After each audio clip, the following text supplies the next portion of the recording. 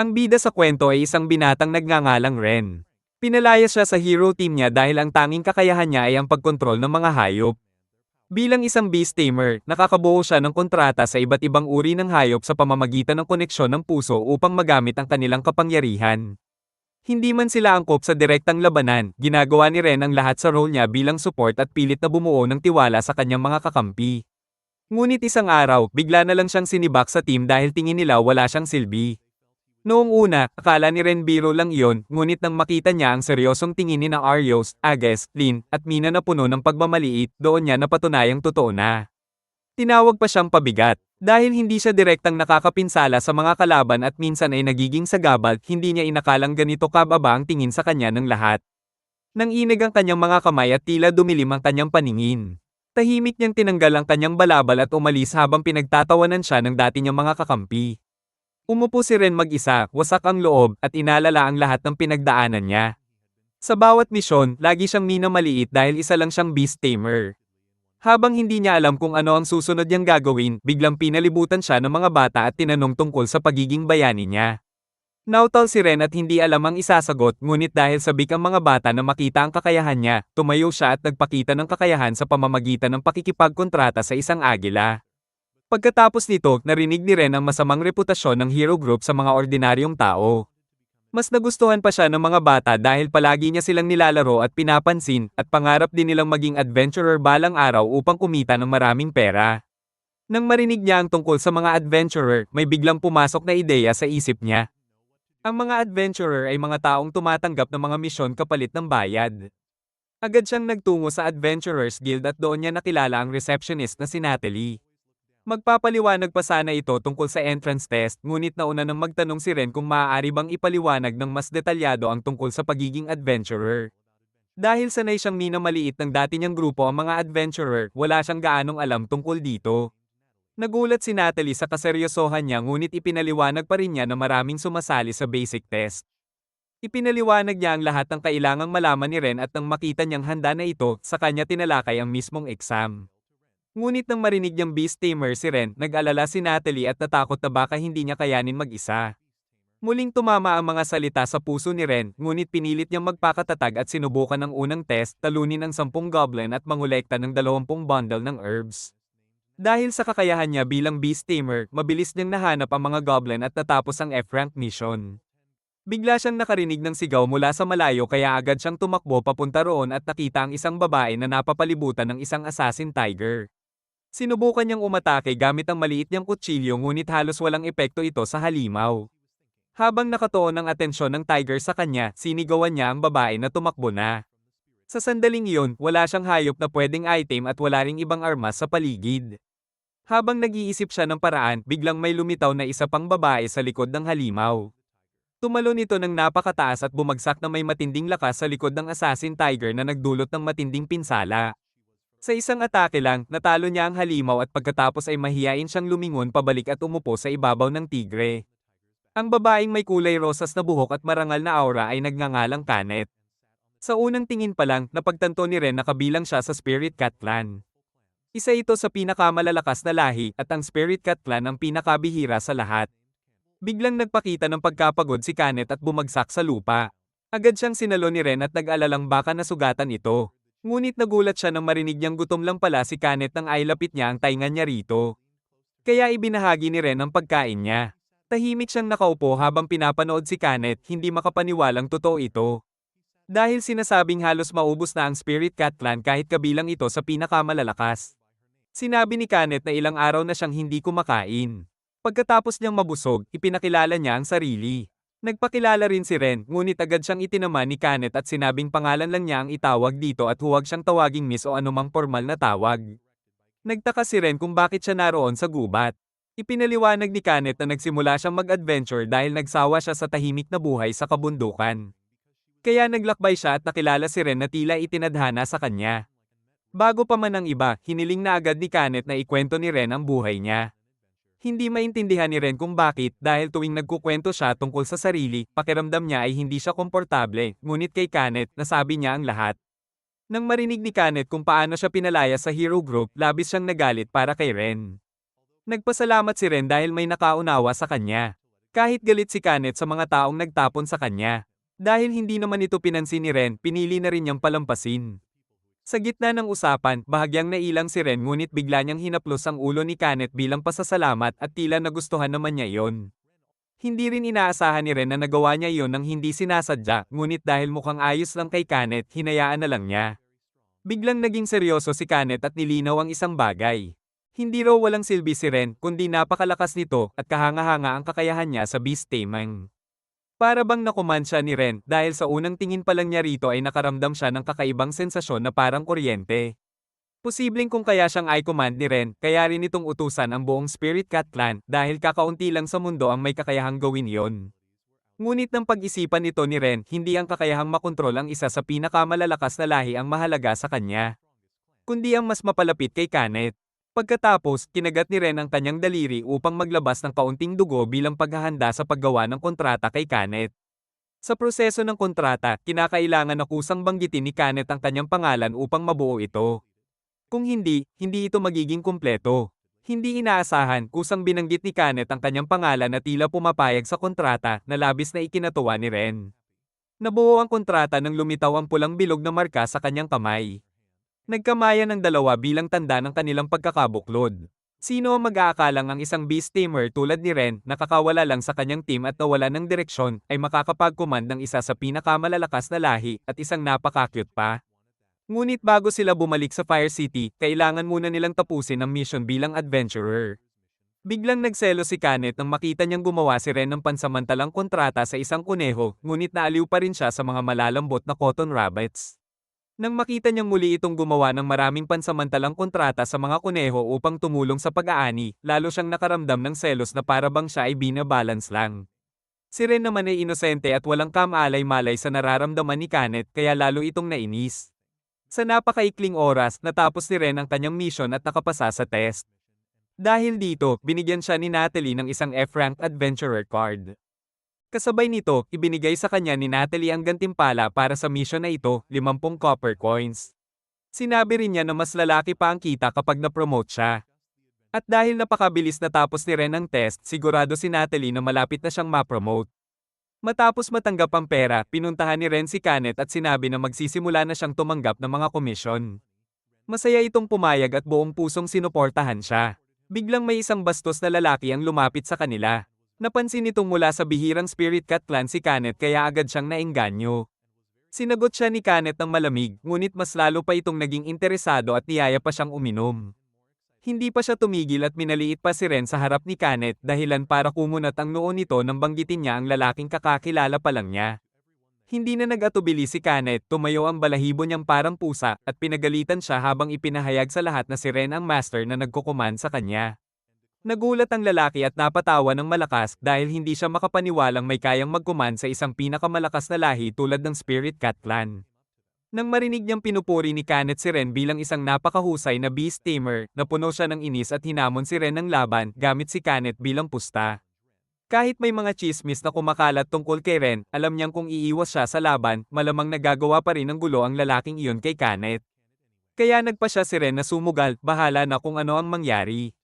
Ngunit hindi inaasahan, ilang segundo pa lang ang lumipas sa laban, madaling tinalo ni Ren ang lalaki bago pa niya lubos na maunawaan ang nangyari. Samantala, ang kalaban ay napahawak sa kanyang braso habang sumisigaw sa sakit. Narinig ni Natalie ang kaguluhan at agad na lumabas upang tingnan ang nangyayari. Nang makita niya na iyon ang parehong manggugulo na matagal nang nagdudulot ng problema sa guild, humingi siya ng paumanhin kay Ren at sinabi na pinag-iisipan na ng guild na tanggalan ito ng adventurer status. Bago pa siya matapos magsalita, hinawakan ng lalaki ang palda niya kaya agad niya itong tinuruan ng leksyon. Matapos maayos ang sitwasyon, biglang nagbago ang tono ni Natalie at tinanong si Ren kung bakit, habang sumasailalim siya sa test, nakabuo pa siya ng kontrata sa isa sa pinakamalalakas na lahi. Dahil sa paraan ng pagtatanong ni Natalie, parehong kinabahan sina Ren at Kanet at agad na humingi ng paumanhin. Nang mapansin ni Natalie na nasobrahan siya, humingi rin siya ng tawad at nagpaalam na sa kanila upang asikasuhin ang iba pang gawain. Pagkatapos nito, hindi pa rin maintindihan ni Ren kung bakit nagkaroon siya ng lakas para talunin ang lalaking iyon. Ipinaliwanag ni Kanet na dahil nakabuo siya ng kontrata sa isang miyembro ng pinakamalalakas na lahi tulad niya, nakatanggap din siya ng lakas na katumbas ng sa Spirit Cat Clan. Labis itong ikinagulat ni Ren dahil sa lugar na pinanggalingan niya wala pang nakagawa ng ganoong kontrata. Samantala, masaya si Kanet na ipinagtanggol siya ni Ren kanina dahilan para mamula ang binata at mawalan ng masabi. Pagkatapos nito, nagpatuloy sila sa kanilang mission. Inakala ni Kanet na ang pagiging adventurer ay tungkol sa paggamit ng malalaking espada o pagliligtas ng mga prinsesa, ngunit ang napunta sa kanila ay simpleng pag-aani ng herbs. Ipinaliwanag ni Ren na dahil F-rank pa lang siya. Ang pinakamababang antas, simple pa lang ang mga mission na maaari niyang kunin. Nang marinig ito, sinubukan din ni Kanet na tumulong sa pag-aani. Ngunit hindi inaasahan, natapos na pala ng mga kunhong pansamantalang kinentrata ni Ren ang gawain, dahilan para malito si Kanet at pagbintangan ng mga ito na nandaraya. Nadismaya siya dahil kahit siya ang familiar ni Ren, pakiramdam niya ay wala siyang nagawa para makatulong. Biglang sa sandaling iyon, may narinig silang malalakas na sigawan mula sa malayo kaya agad silang tumakbo papunta roon.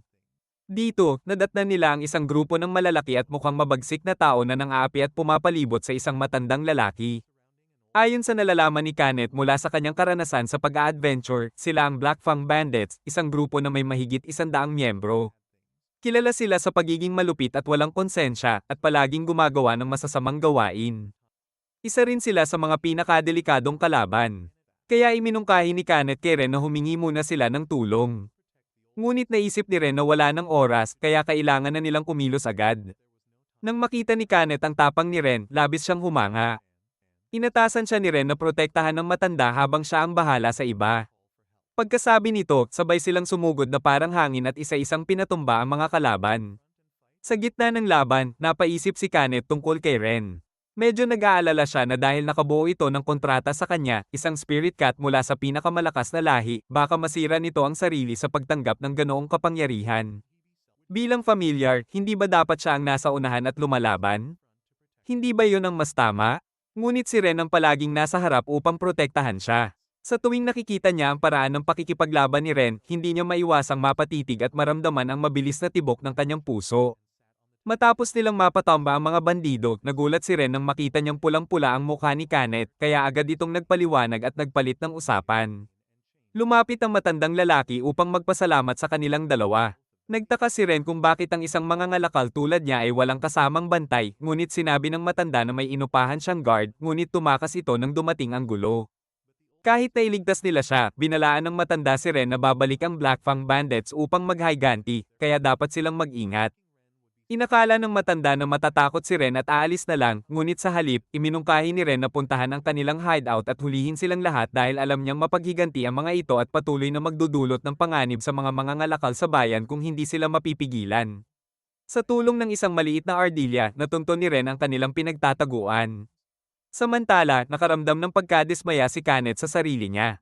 Sa kabila ng pagiging familiar niya, pakiramdam niya ay wala siyang naitulong. Ngunit agad din siyang naging positibo muli at tinanong si Ren tungkol sa plano niya. Plano ni Ren na gamitin ang Count B sa pamamagitan ng pansamantalang kontrata dahil may lason itong nakakapagparalisa na makakatulong sa pagpigil sa mga bantay. Nagulat si Kanet dahil mga insekto ang mga bubuyog, kaya paano ito makokontrol ni Ren. Ipinaliwanag ni Ren na sa kanyang pinanggalingan. Natuto rin siya ng insect taming, isang sangay ng beast taming na nakatuon sa pagkontrol ng mga insekto. Nang marinig ito, lalo pang humanga si Kanet sa kakayahan ni Ren. Tuwing nababanggit ang mga nagagawa nito, palaging nakakagulat. Pagkatapos, hiniling ni Ren kay Kanet na bumalik sa bayan upang humingi ng tulong na ikinagulat niya dahil ngayon pa lang siya nabigyan ng tungkulin na makakatulong talaga kay Ren. Ngunit pumayag pa rin siya at agad na bumalik upang tawagin ang Night Squadron, isang grupo na nagpoprotekta sa mga lungsod at bayan at pinapatakbo ng pamahalaan. Pagkaalis ni Kanet, kumpleto na ang mga Count B at nagsimulang gamitin ni Ren ang pansamantalang kontrata upang kontrolin ang mga ito.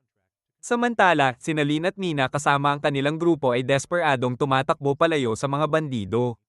Gusto lang sana nilang kumita ng kaunting pera habang nagpapalipas ng oras bago harapin ang Lost Forest, kaya tumanggap sila ng isang misyon na hindi nila pwedeng palpak.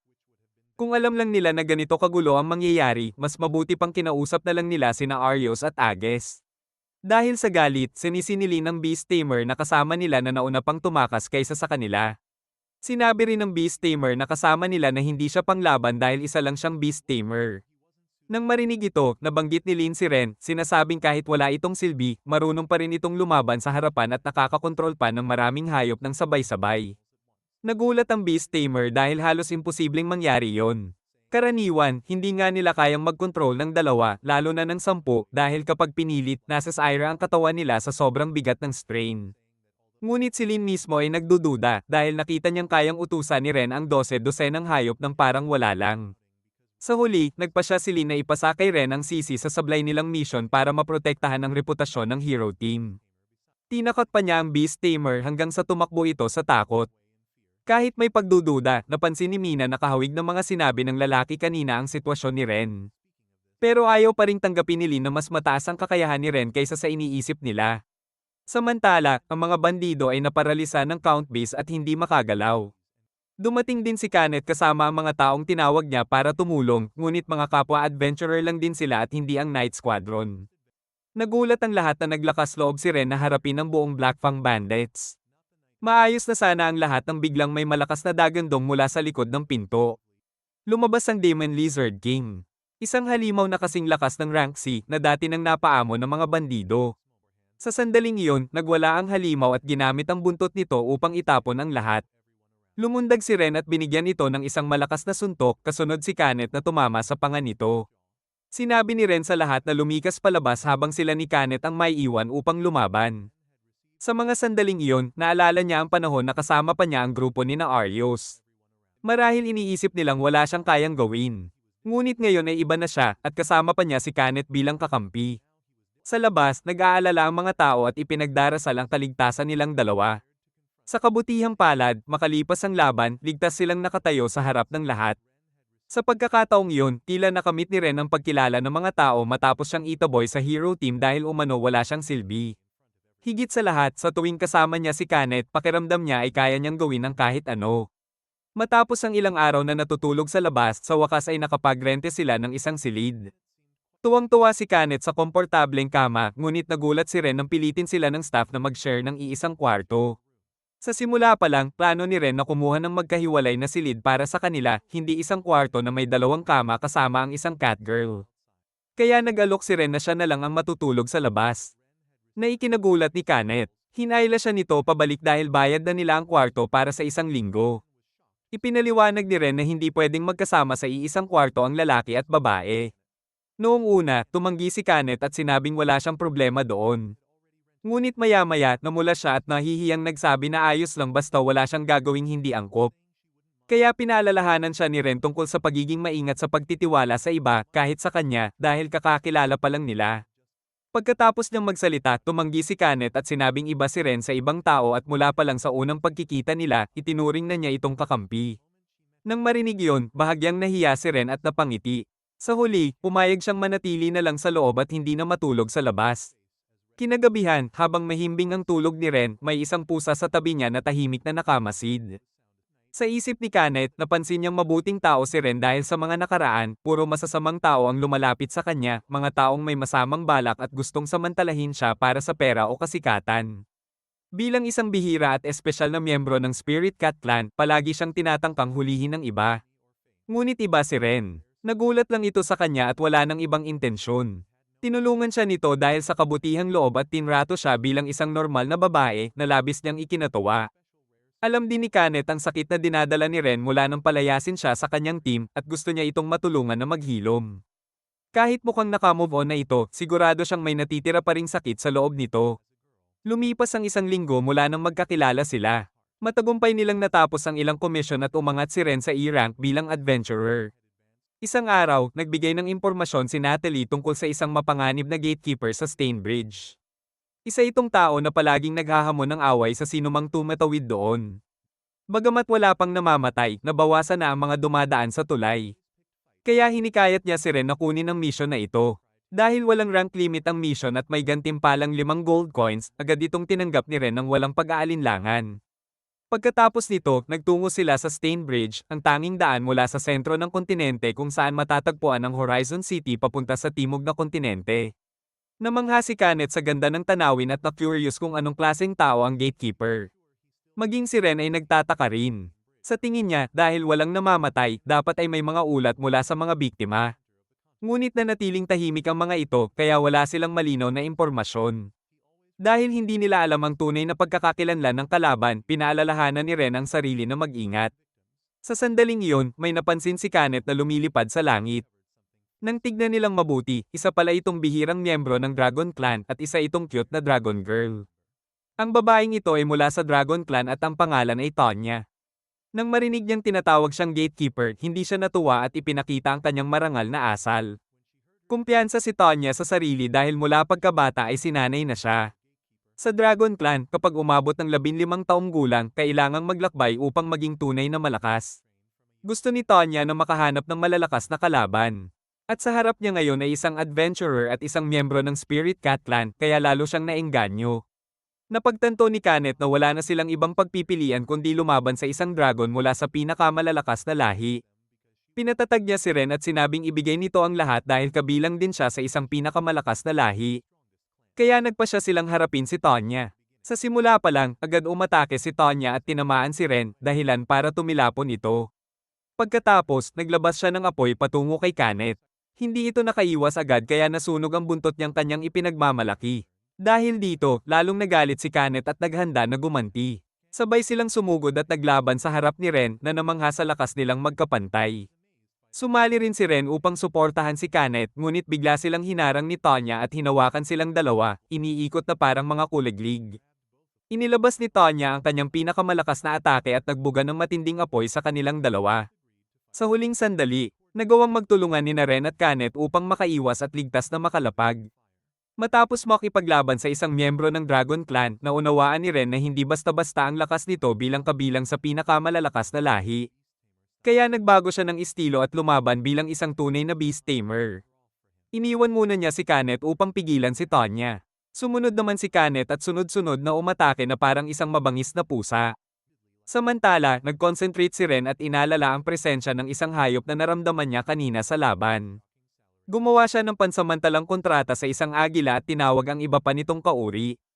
Bumalik si Ren kay Kanet kasama ang grupo ng mga agila at pinasugod ang mga ito kay Tonya.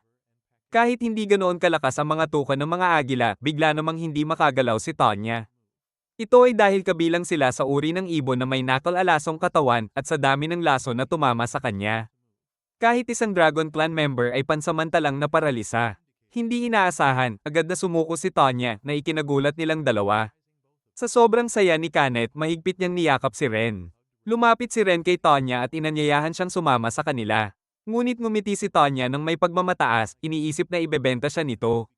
Para kay Ren, gusto niya lang itong makausap ng maayos. Matigas ang ulo ni Tonya at tumanggi, ngunit hindi nagalit si Ren at ngumiti pa rin ng mahinahon. Dahil dito, biglang nakaramdam si Tonya ng kakaibang damdamin at namula. Ngunit bago pa ito tuluyang maapektuhan, nakaramdam siya ng malamig na presensya mula kay Kanet na tila hindi natuwa, kaya agad siyang natigilan. Binalaan siya ni Kanet na huwag gambalain si Ren kung ayaw niyang makatikim muli ng parusa. Pagbalik nila sa guild, labis na nagulat si Natalie na napaalis na agad ni Ren ang gatekeeper. Nagpasalamat siya ng husto at napansin ang kakaibang bisita na may pulang buhok, sungay at buntot. Naghinala si Natalie na isa itong Dragon Clan member, ngunit agad itong pinutol ni Ren at sinabing kaibigan lang niya ito na nakilala niya sa mission. Aakmang magpapakilala si Tonya ng marangal, ngunit agad siyang pinigilan at hinayla palayo ni Ren at Kanet. Habang naglalakad sila, biglang nawala si Tonya. Nawawala siya tuwing may nakikitang malakas na kalaban dahil gusto niyang makipaglaban ng isa laban sa isa. Paulit-ulit din niyang gustong ipakilala ang sarili niya, kaya kinailangan siyang bantayan ng dalawa hanggang sa halos mapagod sila. Nang pagsabihan siya, namula si Tonya at nahiya. Sinabi ni Ren na mas mabuting umalis muna siya sa lungsod upang hindi kumalat ang tunay niyang pagkakakilanlan bilang gatekeeper. Kung manganggako siyang hindi na niya uulitin ang ginawa niya, hahayaan na siya ni Ren. Doon naalala ni Kanet kung bakit hindi kumalat ang impormasyon tungkol sa gatekeeper. Dahil napahiya ang mga natalo. Ayaw nilang ipaalam na natalo sila ng isang babaeng tulad ni Tonya. Ayon sa batas ng Dragon Clan, dapat sana ay bumalik si Tonya sa pagsasanay, ngunit pinili niyang sumama kina Ren dahil mas madali raw siyang lalakas kung kasama sila. Pagkatapos nito, niyakap niya ang leeg ni Ren at inamin na gusto niya ito, na ikinainis ni Kanet at nagpatayo ng balahibo nito. Hindi pa doon natapos, hiniling pa ni Tonya na gumawa rin ng kontrata sa kanya. Kahit si Ren ay nagulat dahil hindi niya inakalang makakabuo siya ng kontrata hindi lang sa Spirit Cat Clan kundi pati sa Dragon Clan. Matapos mabuo ang kontrata, lumitaw ang pulang marka sa kamay ni Tonya. Doon niya naramdaman kung ano ang pakiramdam na makuman, tila ba konektado siya kay Ren sa bawat sandali. Para naman kay Ren, pakiramdam niya ay nagamit na niya ang lahat ng swerte sa buong buhay niya. Samantala, ang grupo ni na Arios ay nahihirapan sa loob ng kagubatan sa loob ng isang linggo nang walang nakukuhang resulta. Biglang naisip ni Arios na hikayatin si Ren na bumalik upang tumulong sa grupo at pagkatapos nilang masakop ang Lost Forest, itatapon ulit nila ito. Sa kabilang banda, sina Kanet at Tonya ay abala sa pag-aagawan ng kama habang si Ren ay nakahiga lang sa sahig at mahimbing na natutulog, walang pakialam sa paligid. Sa huli, tuluyan ng sumali si Tonya sa team ni Ren. Ang sumunod nilang mission ay ang paglipol ng mga slime. Ang mga slime ay mga halimaw na kadalasang binabalewala ng mga adventurer, kaya dumami ang kanilang populasyon at nagsimulang sirain ang mga bukirin. Mukhang ayaw na ayaw din ni Kanet ang mga slime dahil sa tuwing tinatamaan niya ang mga ito, nagiging malagkit ang kanyang mga kamay. Nang marinig ito, may kumpiyansang sinabi ni Tonya na kaya niyang tapusin ang mga ito agad gamit ang kanyang fireballs. Dahil dito, humanga si Kanet kay Tonya dahil may handang sumalo ng hirap. Natuwa si Ren sa pagkakasundo nilang dalawa dahil nag-aalala siya na baka hindi sila magkasundo. Matapos maghanap ng matagal, wala pa rin silang nakikitang slime. Kaya ginamit ni Ren ang assimilation kung saan inililipat niya ang bahagi ng kanyang kamalayan sa isang ibon upang makontrol ito. Isa itong kakayahan ng Beast Tamer. Labis itong ikinagulat ni Kanet at Tonya dahil hindi nila inakalang kaya niya yon. Lumipad si Ren upang hanapin ang pugad ng mga slime at iniwan sa dalawa ang pagbabantay sa kanyang katawan. Makalipas ang ilang sandali, natunton niya ang lugar kung saan dumarami ang mga slime. Balak ni Kanet na tapusin ito agad, ngunit iminungkahi ni Tonya na hayaan si Ren na magprakti ng magic. Nang tanungin, sinabi ni Ren na nakapagprakti siya ng fireball at basic healing. Hinikayat siya ni Tonya na subukan ng fireball laban sa mga slime. Ngunit nag-alangan si Ren dahil pakiramdam niya ay hindi sapat ang lakas niya para talunin ang mga iyon. Gayunpaman, nag-concentrate siya at nagpakawala ng isang fireball. Hindi inaasahan, napakalakas nito at tuluyang winasak ang lahat ng slime. Ipinaliwanag ni Tonya na dahil ito sa kontrata niya sa Dragon Clan, kaya nakakuha siya ng dagdag na magic power. Sinasabing pangalawa sa pinakamalakas ang magic ng Dragon Clan, kaya mayroon na rin ito si Ren. Dahil dito, halos mahilos si Ren sa dami ng kapangyarihang nasa kanya mula sa dalawang pinakamalalakas na lahi. Pagkatapos nito, sabay na tinuruan ni Kanet at Tonya si Ren kung paano kontrolin ang kanyang magic. Ngunit napakahigpit ng pagsasanay ni Tonya kaya napagod si Ren hanggang sa hinggilin. Sa kabila nito, natutunan niya kung paano kontrolin ang kanyang kapangyarihan. Matapos nilang makuha ang bayad sa guild, isinama ni Ren ang dalawa upang kumain.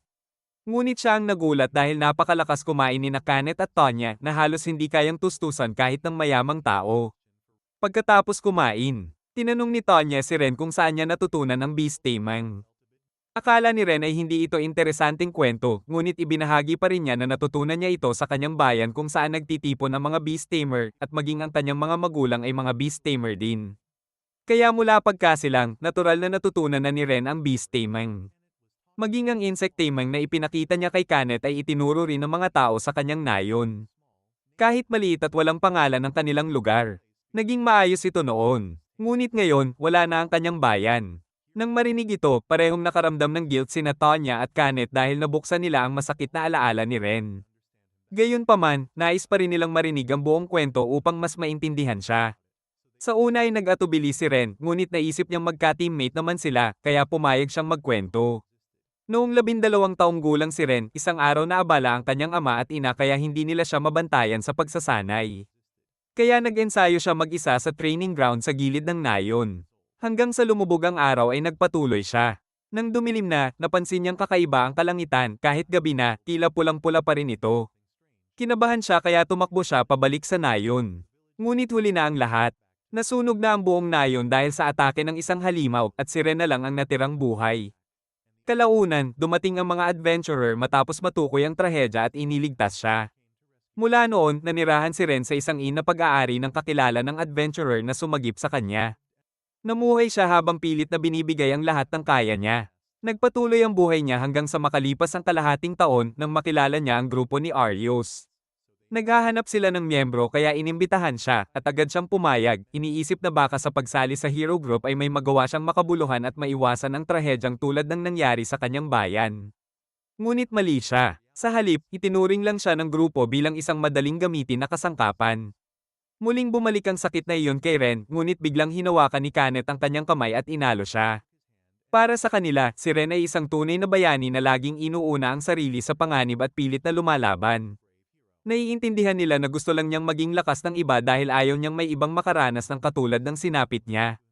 Kaya sinabi nila sa kanya na hindi siya walang kwenta. Kahit si Tonya ay naiinis sa naging traitor sa kanya noon, pero sa kabila nito, pareho silang ipinagmamalaki na si Ren ang kanilang master. Kinabukasan, tumanggap sila ng bagong mission, ang pag-subjugate ng mga orc.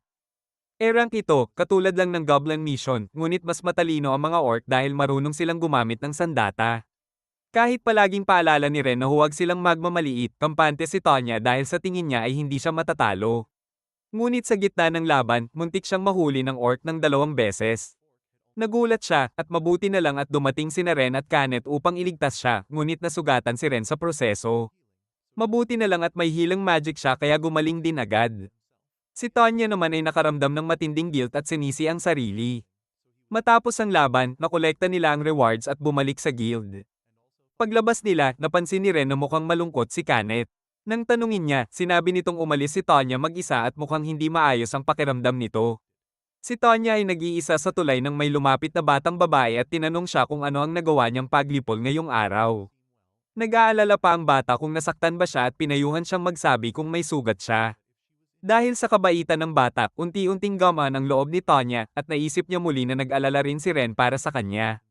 Gayunpaman, binaliwala niya ito noon dahil sa kayabangan niya bilang miyembro ng pinakamalakas na lahi. Kaya ngayon, hindi niya alam kung paano haharapin si Ren. Bigla na lang lumitaw si Ren sa harap niya, dahilan para siya ay maguluhan. Yumuko siya at humingi ng tawad sa nangyari kanina. Pumipigil na ang kanyang mga luha, ngunit hinaplos ni Ren ang ulo niya at ngumiti.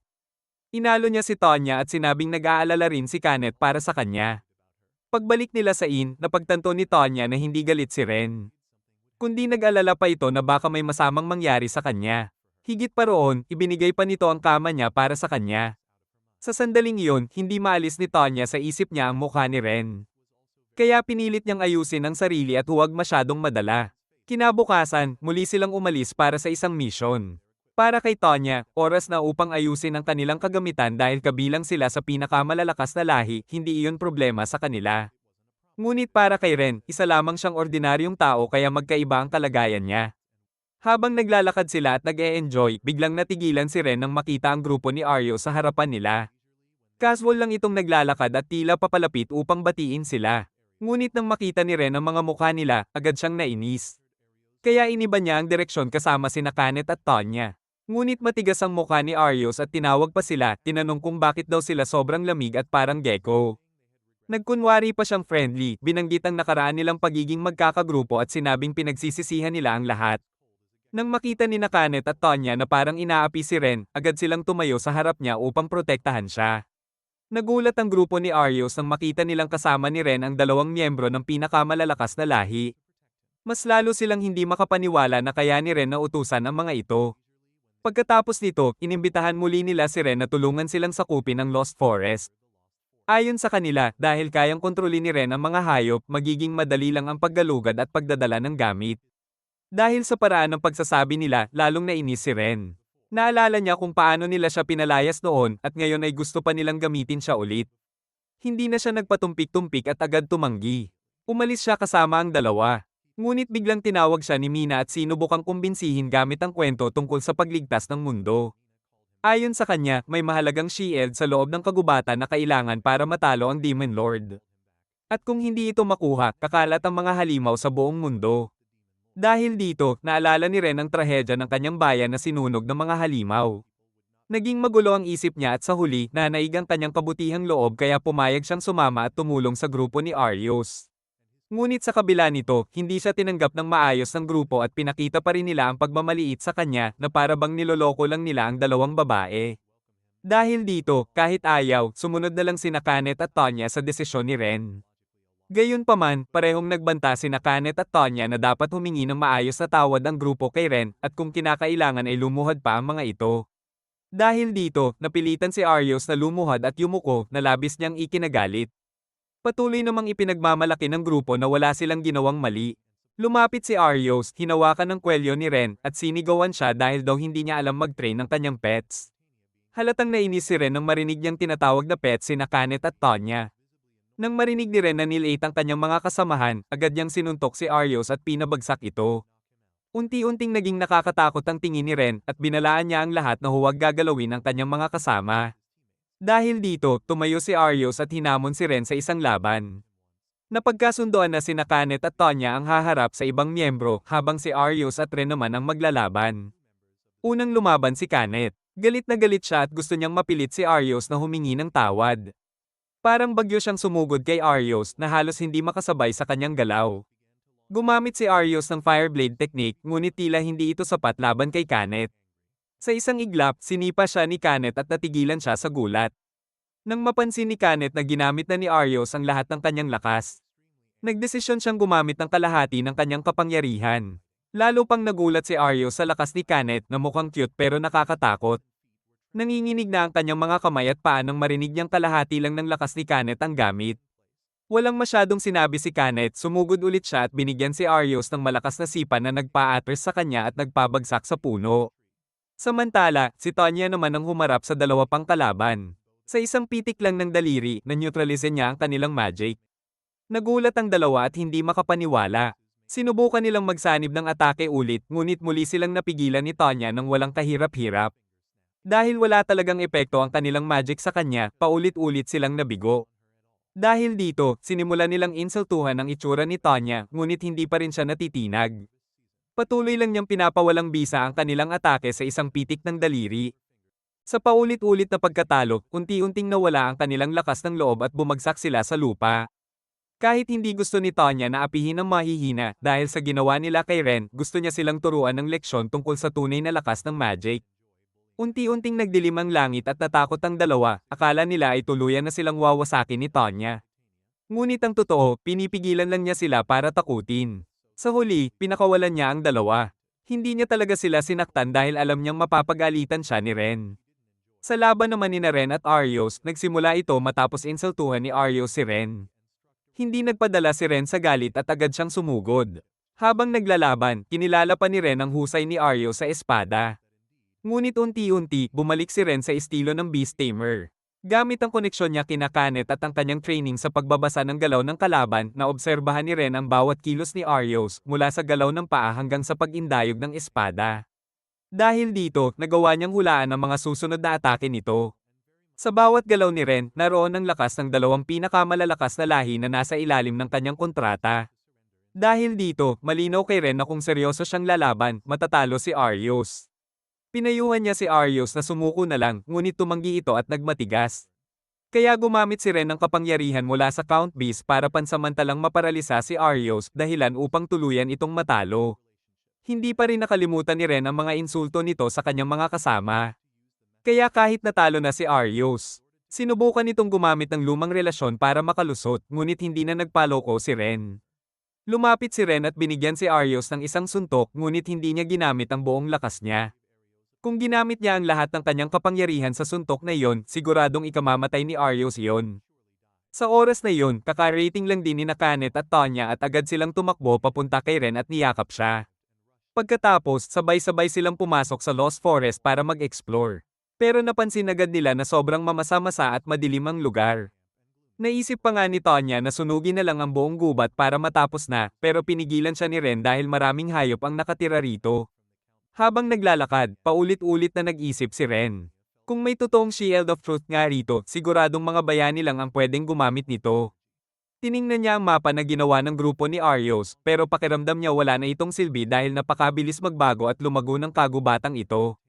Naalala rin niya kung paano tinakot ni Tonya ang grupo ni Arios kanina kaya medyo nakahinga siya ng maluwag. Maya-maya, nagsimulang magbigay ng impormasyon si Arios. Ayon sa kanya, ang halimaw sa pinakailalim ng Lost Forest ay may hawak na Shield of Truth, ang mahalagang sandata para talunin ng Demon Lord. Pero kahit nagbibigay siya ng impormasyon, halatang mayabang pa rin siya at hindi nagsisisi sa mga ginawa niya kaya pinagsabihan siya ni Kanet. Isang tapik lang ni Ren sa ulo nila ay biglang nawala ng gana ang dalawa.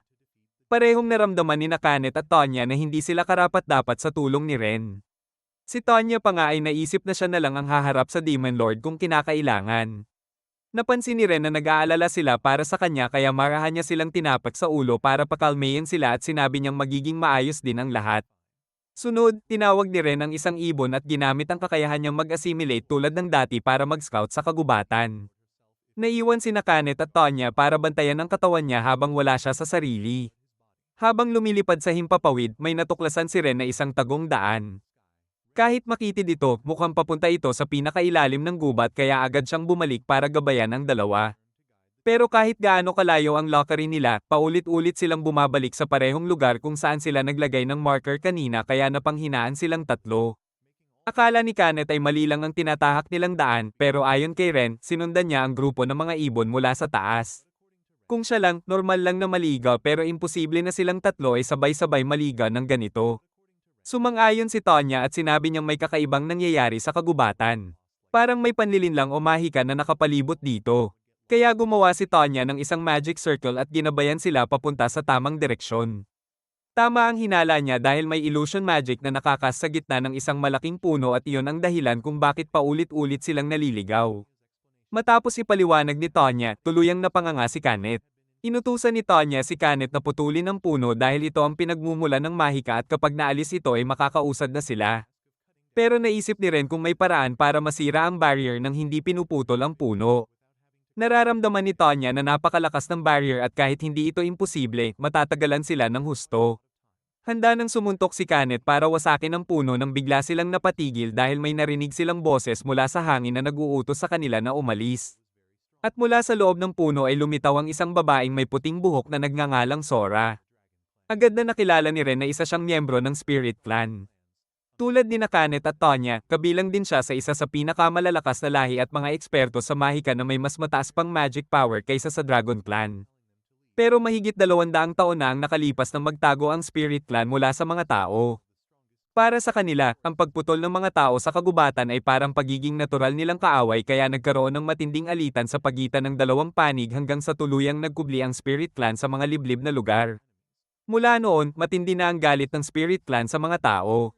Sana magsasalita pa lang si Ren para batiin siya, pero agad silang pinalayas ng dalaga. Plano pa nga niyang burahin sila gamit ang kanyang kapangyarihan kaya napaatras silang lahat sa takot. Nagtaka sila kung bakit sila inatake dahil karaniwan ay mapayapa ang Spirit Clan. Napansin din ni Ren na kakaiba na agad ang kilos nito mula pa sa simula. Iniisip niyang baka dahil papalapit sila sa barrier. Pero may isa pang gumugulo sa isip niya, kahit galit man ang Spirit Clan sa mga tao, makikipagtulungan ba sila sa mga halimaw? Bago pa niya matapos ang iniisip, nagdesisyon si Tonya na magpatuloy pa rin sila. Siya ang baalang pumihil sa mahika ng batang babae habang si Kanet naman ang paputol sa puno. Hanggat hindi tuluyang tinatalo ni Tonya ang dalaga, masusunod pa rin ang nais ni Ren. Pero ikinagulat nilang dalawa nang gusto pa ring makipag-usap ni Ren sa batang iyon, dahilan para hindi sila makapaniwala sa pagiging inosente niya. Sa huli, pinagbigyan pa rin nila ang gusto ni Ren. Nang makita sila ulit ng batang babae, mas lalong lumala ang galit nito at muli silang pinaalis. Hindi nito pinansin ang sinasabi ni Ren at agad na naghanda ng mahika para burahin sila. Naramdaman ni Nakanet at Tonya ang panganib at handa na silang sumugod, pero pinigilan sila ni Ren. Naniniwala si Ren na kaya niyang saluhin ang mga atake at hindi siya susuko dahil isa siyang beast tamer. Para sa kanya, basta harapin niya ito ng seryoso, makakapagkaintindihan sila. Kaya hindi niya sinisi ang mga pag-atake nito, bagay na ikinagulat ng dalaga. Hindi maintindihan ni Sora ang ginagawa niya at tinanong kung tao ba talaga siya, dahil natatakot siyang maging katulad siya ng mga taong nanakit sa kanilang tahanan. Hindi man niya mapapatunayan na hindi siya masamang tao, gusto lang ni Ren na mapagkatiwalaan siya ni Sora na wala siyang masamang balak. Pero nanatiling kalmado si Sora at hindi nagpadala sa kanyang mga salita at muli siyang panyana. Mabuti na lang at naipagtanggol iyon ni Nakanet at Tonya.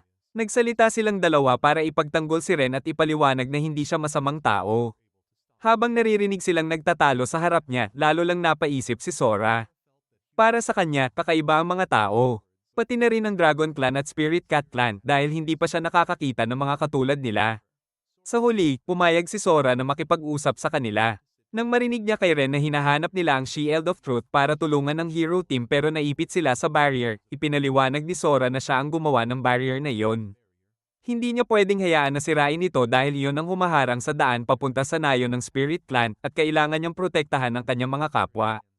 Pero sinabi ni Tanya na parang tinatakpan lang niya ang mga halimaw. Sumagot si Sora na walang Shield of Truth sa kagubatang iyon.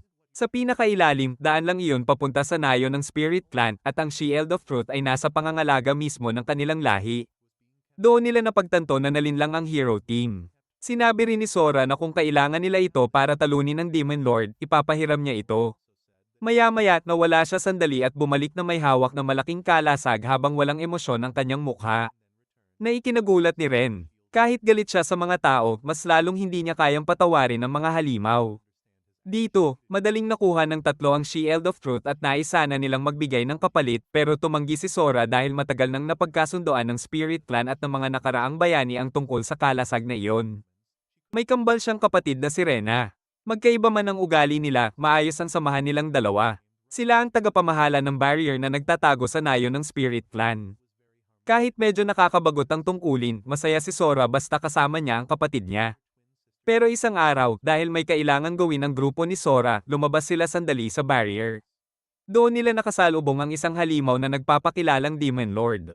Sinubukan nilang tumakas pero naabutan pa rin sila at napilitang lumaban. Hindi lang sila natalo, kundi nabihag pa si Rena. Ang pangalan ng halimaw ay Dark Knight.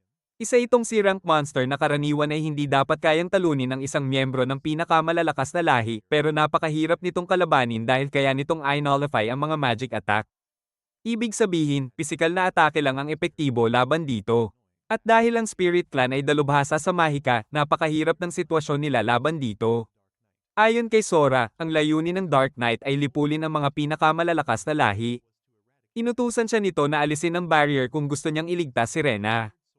Pero hindi niya ito kayang gawin dahil ilalagay niya sa panganib ang buong lahi niya.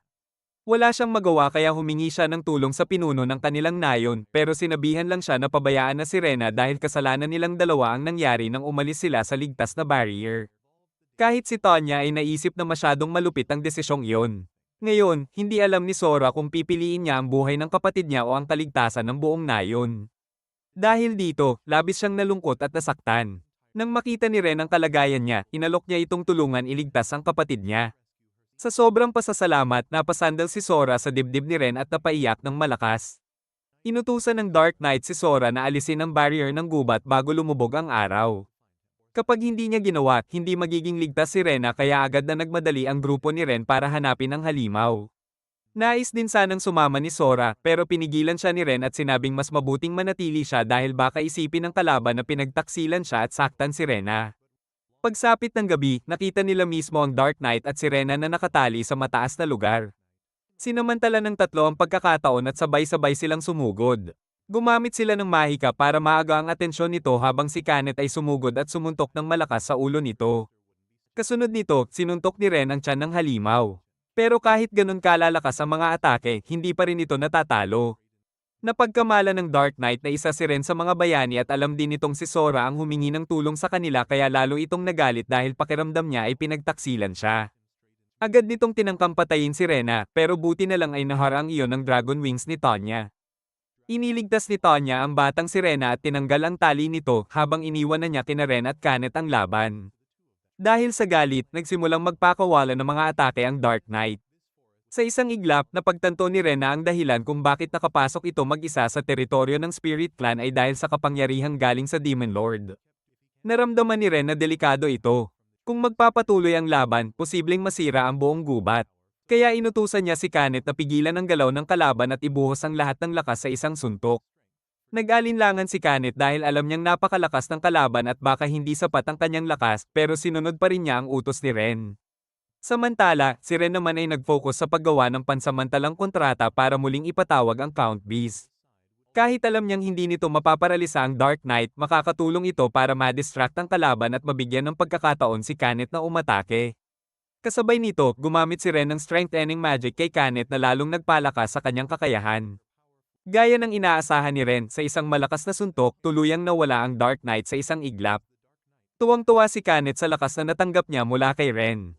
Ipinaliwanag ni Ren na isa itong natatanging kakayahan ng isang Beast Tamer, isang mahika na pansamantalang nagpapalakas sa likas na kakayahan ng kanyang kasamahan.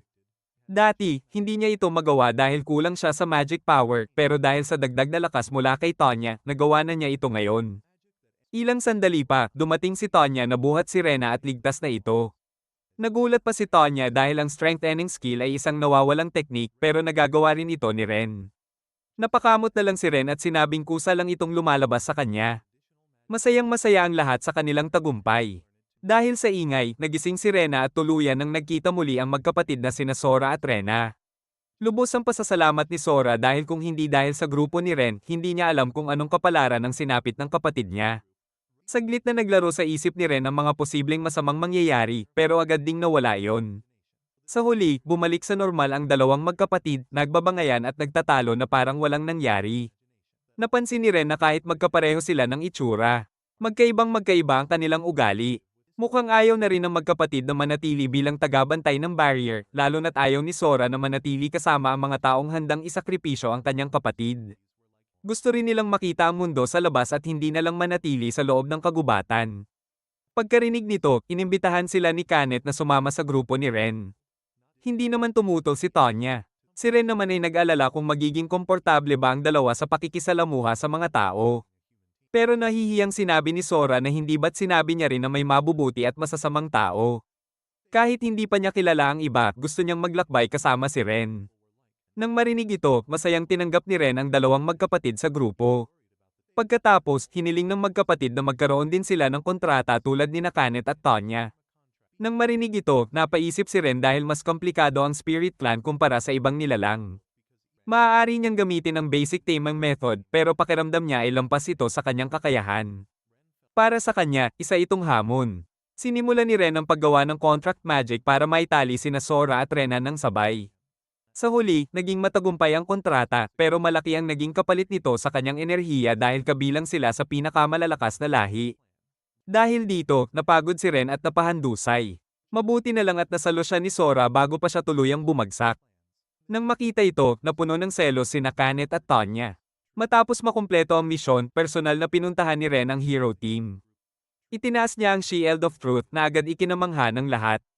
Si Arius naman ay halatang hindi pa rin matanggap ito dahil iniisip niyang kaya niya itong makuha sa loob lang ng 2 araw, samantalang sila ay gumugol ng 1 linggo at hindi pa rin nagtagumpay.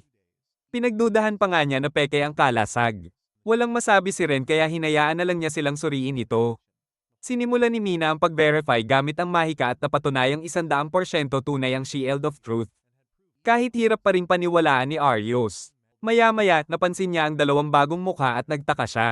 Agad na hamarang si Ren at sinabing huwag na niyang pakialaman ang mga iyon. Mabuti na lang at pinagtago ni Ren ang mga pakpak ng dalawa dahil kapag nalaman ng mga tao na may Spirit Clan na nasa kanilang bayan, siguradong magkakagulo. Pagkatapos nito, hiningi ni Ren ang kanyang bayad. Matapos makumpirma ang pagkumpleto ng misyon, nangako si Ren sa sarili niya na hindi na siya muling makikisangkot sa grupong iyon. Bigla namang tinawag ni August si Ren at tinanong kung gusto ba niyang bumalik sa team. Ikinagalit ito ni Arius at agad siyang pinagalitan. Gusto ni August na pag-isipan ito ng lahat.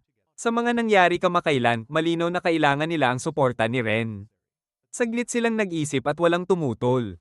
Lumapit si August kay Ren at inalok siyang bumalik, pinapangakong pag-iigihin ang bayad at treto sa kanya at tatanggapin siya bilang tunay na kasamahan sa pakikipagsapalaran.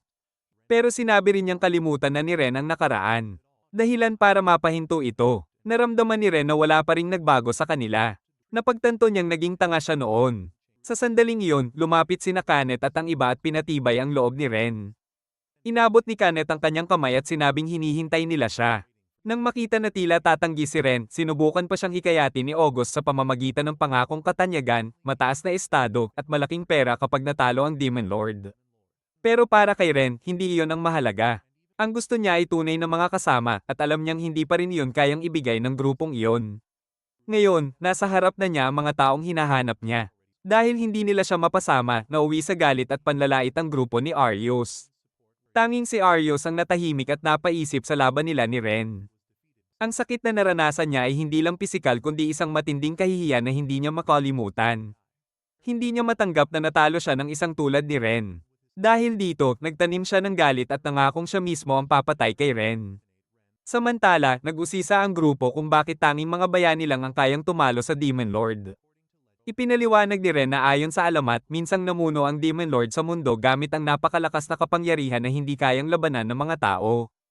Ang unang bayani ay nakipagkontrata sa mga Diyos at tinanggap ang kanilang dugo sa kanyang katawan na nagbigay sa kanya ng kapangyarihang talunin ang Demon Lord, palayain ang sangkatauhan, at magdala ng kapayapaan. Para sa kanila, napakalayo ng unang bayani kumpara sa mga bayani ngayon. Kaya naman, ang mga bayani na may dugong Diyos lamang ang kayang patuloy na lumakas ng walang limitasyon at gamitin ang kapangyarihang iyon para talunin ang Demon Lord. Pero para kay Kanet, hindi man lang mukhang karapat-dapat si Aryo sa titulong iyon. At ayon kay Sora, kung susundin ang loika na iyon, parang isa ring bayani si Ren dahil nagagawa niyang makipagkontrata sa tatlong pinakamalalakas na lahi at makuha ang kanilang kakayahan. Sa tingin nila, nalampasan na ni Ren ang hangganan ng isang ordinaryong tao. Parang pagbasag na rin iyon sa limitasyon para maging isang bayani, hindi ba? Naisip din ni Kanet na kung makikipagkontrata si Ren sa marami pang pinakamalalakas na lahi at patuloy na lalaki ang kapangyarihan niya, baka balang araw ay sapat na iyon para talunin ang Demon Lord. Nang marinig ni Ren ang ganitong pagtingin sa kanya, nalito siya. Totoo, noong nasa hero team pa siya, iyon ang layunin niyang pagsikapan. Pero mula nang paalisin siya, nawala na rin ang layuning iyon. Ngayon, kasama na niya ang grupo ni na Ariel at masaya ang buhay niya. Pero sa totoo lang, kung kakayanin niya, gusto rin niyang subukang lumaban. Ang problema, ang pagtalo sa Demon Lord ay hindi tulad ng mga ordinaryong misyon dahil nakasalalay dito ang buhay ng napakaraming tao at hindi pa siya handang akuin yon. Wala pa siyang sapat na lakas ng loob para gumawa ng ganoong desisyon, lalo na't ang narating niya ngayon ay dahil sa tulong ng lahat. Gayunpaman, alam niyang hindi niya ito maiiwasan habang buhay. Kaya naisip niyang pag-isipan muna ito at sasagutin na lang sila sa tamang panahon. Pakiramdam niya, papalapit na rin ang sandaling pipili siya ng sariling landas. Kinaumagahan, nagising si Ren nang may telang ibinato sa mukha niya. Nagtipon ng buong grupo para mag-almusal at napag-usapan nila kung paano lalo pang lumakas si Ren matapos ang kontrata nila sa magkapatid na sina Sora at Rena. Dahil sa bayad mula sa misyon ng grupo ni Aryos, nilibre rin sila ni Ren ng masarap na pagkain. Pagkatapos, nagpasya si Ren na bumili ng bagong kagamitan sa bayan. Habang naglalakad, mahigpit na kumapit ang magkapatid kay Ren dahil natatakot silang mabunyag ang kanilang pagkakakilanlan bilang spirit clan. Habang nag-iingat sila, bigla silang nagulat nang dumating ang mga tauhan ni Tanya, ang dalawang lalaking binugbog niya sa Stainbridge noon hanggang mabasag ang ilong. Nang marinig ni Tanya ang papuri ng mga ito, halatang tuwang-tuwa siya. Samantala, nakipagkwentuhan si Kanet sa isang nagtitinda ng prutas sa gilid ng kalsada at binigyan pa siya ng mansanas bilang pasasalamat sa pagtulong niya kanina. Nang makita ng magkapatid na Sora at Rena kung paano nakikihalubilo sina Kanet at Tanya sa mga tao, labis silang nagulat. Biglang may grupo ng mga batang tao na lumapit sa kanila at ikinagulat nila yon. Tinukso pa ng isang bata si Ren, sinabing may bago ka na namang mga asawa? Dahilan para mamula ang magkapatid. Nang purihin sila ng mga bata bilang cute, lalo pang nahiya si Sora. Kabaliktaran naman si Rena na tumawa pa ng malakas at muntik pang manakot, halos mabunyag na ang tunay nilang pagkatao. Mabuti na lang at agad silang napigilan ni na Ren at Sora. Ipinaalala ni Sora kay Rena na kapag gumamit siya ng mahika, lalabas ang kanilang pakpak bilang spirit clan, at kapag nalaman iyon ng mga tao, magiging malaking problema. Sa wakas, nakarating sila sa pinakasikat na weapon shop sa bayan. Ang may-ari nito ay isang masungit na dwarf. Medyo natakot si Kanet sa istrikto nitong aura, pero si Tanya naman ay parang walang pakialam at iniisip lang nakakaiba ang mga dwarf. Nang marinig yun, sinulyapan siya ng may-ari na lalo pang ikinatakot ni Kanet. Sa kabilang banda, may napansing sandata si Rena, isang latigo, na agad niyang kinagiliwan. Iniisip niya na bilang beast tamer, bagay kay Ren ang ganitong sandata para disiplinahin ang mga hindi sumusunod. Dahil sa iniisip ni Rena, kinilabutan si Sora. Samantala, si Ren ay pumili ng isang matalim na kutsilyo na akma sa kanya. May kakaiba siyang naramdaman habang hawak ito kahit mukhang normal naman. Maya-maya, may pumasok na isang matangkad at maskuladong lalaki na nagbagsak ng isang supot ng pera at nag-order ng pinakamagarang espada para sa kanya. Agad namang kumuha ang may-ari ng isang maliit na longsword para ibenta sa kanya. Sa sandaling iyon, lumapit si Ren sa may-ari para magtanong. Nagduda si Ren na may itinatago ang may-ari dahil sa itsura pa lang ng mga espada, hindi niya maramdaman na ito na ang pinakamahusay. Biglang natahimik ang lahat. Pagkatapos, ngumiti ang may-ari at pinuri si Ren dahil magaling itong tumingin. Tulad ng kutsilyong pinili niya kanina, ang lahat ng nakadisplay ay gawa niya noong panahon na ginagawa niya lang ito bilang libangan. Ibig sabihin, sobra ang presyo ng mga ito kumpara sa tunay na halaga. Dahil dito, napaisip muli si Sora tungkol sa dwarf. Nainis ang may-ari sa mga sinabi ng mga bata kaya ipinakita niya ang tunay niyang koleksyon, mga sandatang ginawa niya ng buong puso. Nagtaka si Ren kung bakit kaya niyang gumawa ng ganoong kahuhusay na bagay pero niloloko niya ang mga customer. Para sa may-ari, isa lang itong pagsubok. Sa mga nakaraang araw, puro mga customer daw ang pumupunta na hindi iniisip kung bagay ba sa kanila ang sandata. Basta may pera ay humihingi agad ng pinakamahal. At kapag may lumabas na mas bagong modelo, itinatapon na lang ang mga dati. Labis siyang nasasaktan sa ganitong pangyayari. Para sa isang panday tulad niya, ang mga likha niya ay parang mga anak. Pagkarinig nito, biglang sumulpot si Tonya at sumang-ayon sa kanya, sinabing nauunawaan niya ang nararamdaman nito. Dahil dito, natuwa ang may-ari. Matapos ang mahabang usapan, nagustuhan ng dwarf si Ren kaya pumayag itong gumawa ng espesyal na sandata para sa kanya. Pero may kondisyon, wala siyang sapat na materyales. Habang excited silang nakikinig, bigla silang natahimik sa narinig. Pagkatapos, bumalik ang grupo ni Ren sa guild. Napansin nilang masigla ang lugar at maraming tao. Lumapit si Kanet kay Ate Natalie at nalaman na naroon si Arios para mag-recruit ng mga support members laban sa Demon Lord. Nang marinig ito, bahagyang naging seryoso ang mukha ni Ren pero ayaw niyang mag-alala sina Kanet at Tonya kaya tinapat niya ang mga ulo nila at sinabing ayos lang siya. Napansin ni Natalie ang dalawang bagong mukha mula sa Spirit Clan at binati sila. Nahiyang nagtago si Sora sa likod ni Ren at marahang nagpakilala, samantalang si Rena ay buong kumpiyansang humarap at sinabi ang buong pangalan niya. Nang tanungin ni Natalie ang relasyon nila kay Ren, nagbigay si Rena ng sagot na medyo kakaiba kaya napaisip si Natalie na parang may hindi tama. Dahil dito, napilitan si Ren na agad magpaliwanag. Pagkatapos, nagsumite si Ren ng isang request kay Natalie para aprobahan. Ang misyon ay imbestigahan ng Midland Mine ayon sa kahilingan ni Gans, ang may-ari ng weapon shop. Ayon kay Tonya, ang mga sandatang gawa sa Midland ay napakahusay at pwedeng gamitin habang buhay. Bagamat bihira ang material na ito, minana ito ng may-ari mula sa kanyang mga ninuno kaya hindi siya nagkukulang dati. Pero kamakailan, bigla na lang itong nawala na parang walang bakas. Hindi naniniwala si Ren na naubos lang ito dahil kung ganoon, unti-unti sanang bababa ang produksyon. Pero dahil bigla itong nawala, iniisip niyang may kakaibang nangyayari sa mismong minahan. Hindi na niya kailangang ipaliwanag pa dahil agad nang naintindihan ni Kanet at Tonya ang balak niya. Kaya iminungkahi ni Ren sa may-ari na sila ang mag-imbestiga sa minahan. Nang makita ng may-ari ang determinasyon at tiwala sa mga mata ni Ren, pumayag ito. Nang banggitin ni Gans ang bayad, sinabi ni Ren na hindi niya kailangan ng pera, ang gusto niya ay ang sandatang gagawin ng may-ari para sa kanya. Nagulat ang dwarf at masaya itong pumayag. Pagkatapos nito, umalis na ang grupo. Dahil malapit lang ang daan papunta sa minahan, pakiramdam nila ay para lang silang nagpipiknik. Sa kabilang banda, habang naglalakad ang magkapatid na sina Sora at Rena, sobrang napagod si Rena hanggang sa hinggilan, mahilo, at parang umiikot ang paningin. Hindi na nila kinaya at parang natunaw silang yelo sa sobrang init. Nagpahinga muna sila at napansin na masyadong mainit ang panahon. Buti na lang at may nakita silang malamig na lawa sa unahan. Dahil napakaganda nitong paliguan, nakiusap sila kay Ren na pabayaan silang maligo. Hindi pa tapos magsalita si Ren ng mga paalala, agad nang naghubad si Kanet. Pero mabuti na lang at napigilan siya ni Tonya. Para makasigurado sa kaligtasan, gumawa si Ren ng pansamantalang kontrata sa isang ardilya para agad itong makapagbigay ng babala kung may panganib, habang siya naman ay pansamantalang natulog. Habang naliligo ang magkapatid, bigla silang napansing kakaibang kumikilos at panay ang bakaka. Nang tanungin ni Kanet at Tonya, nalaman nilang gusto nilang malaman kung paano magkaroon ng malaking dibdib tulad nila. Pinakalma lang sila ni Kanet at Tonya at sinabing lalaki rin iyon sa tamang panahon. Habang nagkakasiyahan sila, biglang may gumalaw sa tubig na ikinagulat ni Kanet kaya napasigaw siya.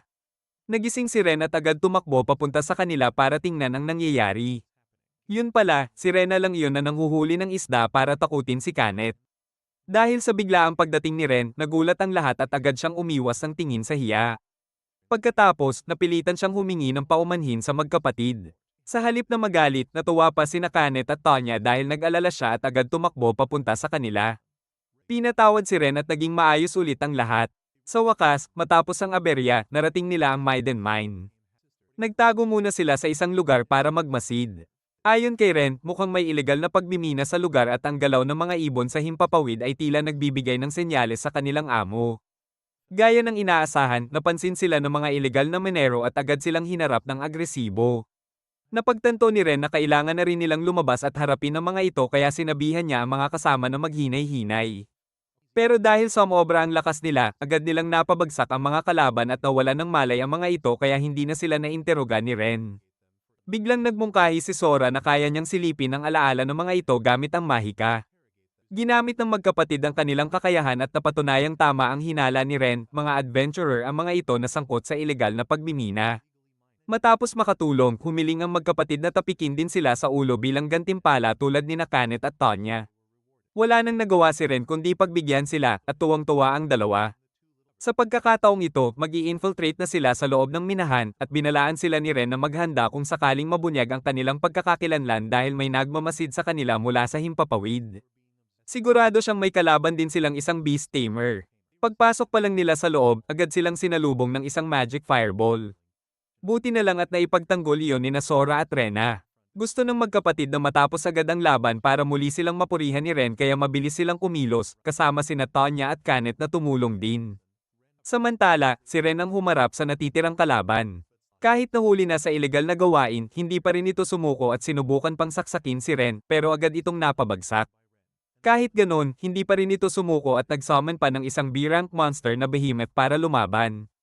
Dito napagtanto ni Tonya na isa ring monster tamer ang kanilang kalaban. Sa loika, ang pagtatami ng halimaw ay nangangailangan ng mas mataas na teknik at mas maraming magic power kaysa karaniwan. Ipinaliwanag ng lalaki na mula pa noong bagong pang-anak ang halimaw ay inalagaan na niya ito kaya hindi ito naging agresibo sa kanya. Nang makatanggap ng utos ang behemoth, agad itong sumugod kay Ren. Sobrang lakas ng mga atake nito kaya nag-aalala silang baka gumuho ang buong minahan. Habang nilalabanan ng halimaw, sinenyasan ni Ren ang mga kasama na ilabas muna ang ibang tao sa ligtas na lugar. Si Tonya ang bahala sa labas habang si Kanet naman ay papasok para tumulong kay Ren. Inutusan ni Ren si Kanet na hulihin ang lalaki habang siya ang haharap sa behemoth dahil sumusunod lang ito sa utos ng amo nito. Mas mabilis matatapos ang laban kung mahuhuli nila ang lalaki. Malalakas man ang atake ng behemoth, napakasimple naman ang galaw nito. Nakuha na ni Ren ang pattern ng kilos nito kaya hindi na siya tinatamaan. Pero kung hindi ito matatapos agad, hindi kakayanin ng minahan ang laban. Sa kabilang banda, nagawa ni Kanet na mapatahimik ang lalaki. Sa oras na yon, may naisip si Ren na paraan para talunin ang halimaw pero nag-alinlangan siya kung kakayanin niya. Biglang naalala niya ang mga salitang pampalakas ng loob ni Kanet kaya nagpasya siyang maniwala sa sarili para hindi mabaigo ang lahat. Nagawa ni Ren na i-tame ang behemoth at mapasunod ito sa kanya na aga niya ang kontrol mula sa dating amo nito. Karaniwan, imposibleng maaga ang kontrol ng isang beast tamer pero naisip ni Ren na kung totoo ang sinasabi ng lahat tungkol sa kanyang lakas, baka posible ito. Hindi matanggap ng lalaki na nawala sa kanya ang kontrol sa behemoth kaya sinubukan niyang pilitin itong sumunod muli. Pero sa hindi inaasahan, siya mismo ang inatake nito. Sa kritikal na sandali, agad itong pinatigil ni Ren gamit ang isang fireball at nawala ng malay ang halimaw. Hindi pa rin maintindihan ng lalaki kung bakit siya nabigo. Ipinaliwanag ni Ren na kahit matame ang halimaw, hindi nawawala ang likas na galit nito sa tao. Dahil sa masamang intensyon ng lalaki, nag-react ang halimaw at nawalan ito ng kontrol. Kaya kinailangan ni Ren na pigilan ito para tuluyang mapasunod. Matapos malaman ang tungkol sa grupo ng ilegal na pagmimina, nalaman nilang may iisang pinanggalingan ang mga ito, lahat sila ay nakabili ng sandata mula kay Gans. Ang nabili nila ay mga pekeng gawa niya noong panahon na ginagawa lang niya ito bilang libangan. Nang malaman nila yon, naghangad silang maghiganti sa pamamagitan ng pagnanakaw ng mid-range materials. Nang malaman nito ni Gans, labis siyang nabahala at nakaramdam ng pagkakasala sa panlilinlang niya sa mga customer bilang pagsubok. Hindi siya pinagalitan ni Ren at sa halip ay sumang-ayon sa nararamdaman nito. Ipinatong niya ang kamay sa balikat ni Gans at pinayuhan siyang itama ang pagkakamali dahil lahat ay nagkakamali at ang mahalaga ay matuto at magbago. Sinabi rin niyang ibalik lang nito ang buong puso sa paggawa ng bawat sandata at magiging maayos ang lahat. Sa kabila ng edad ni Gans, hindi siya nainis na pinayuhan ng isang mas bata at nagpasya siyang magbago. Bilang panimula, sisimulan niyang gawin ang sandatang para kay Ren. Nang marinig ito, pabulong na sinabi ni Ren na gusto niyang ipagawa ito ayon sa sarili niyang ideya. Nag-uusap sila ng palihim kaya naging curious ang grupo ni Kanet. Samantala, abala naman ang grupo ni Aryo sa paghahanap ng mga bagong support members pero wala silang makitang angkop. May isang beast tamer na nag-apply pero dahil isa lang ang kaya nitong utusan at hindi pa marunong lumaban. Agad itong tinanggihan ni Aryos. Naging labis na naguluhan si Aryos nang tanungin kung kaya ba niyang utusan pati ang pinakamalakas na lahi. Para sa isang human beast tamer, imposible ang ganoong bagay. Matapos niyang alisin ang huling aplikante, halatang pagod at naiinip na siya. Naramdaman ni Mina na hindi lang ang naunang lalaki ang may kakayahang maging support member, kundi pati ang iba pang sumali sa recruitment ay may sapat na kakayahan. Pero hindi pa rin sila nasisiyahan kay Arios at palaging ikinukumpara kay Ren. Para kay Mina, kung magpapatuloy ito, hindi sila makakausad at lalo pang malalayo ang misyon na talunin ng Demon Lord. Kaya lumapit siya kay Arios at sinabi na medyo masyado siyang mahigpit sa pagpili, pero agad siyang sinagot at tinanggihan. Dahil wala na si Ren. Ang galit ni Arios ay napunta kay Mina. Kahit hindi siya sang-ayon, pinilit pa rin ni Mina na tiisin ito dahil ito ang tungkulin niya bilang lingkod ng mga Diyos. Pagkatapos, pinabalik na siya ni Arios para magpahinga. Bago umalis, pinayuhan niya ito na huwag masyadong mag-alala dahil ang misyon nila ay iligtas ang mundo. Pero para kay Arios, iba ang iniisip niya, bago iligtas ang mundo, uunahin niyang alisin si Ren sa anumang paraan.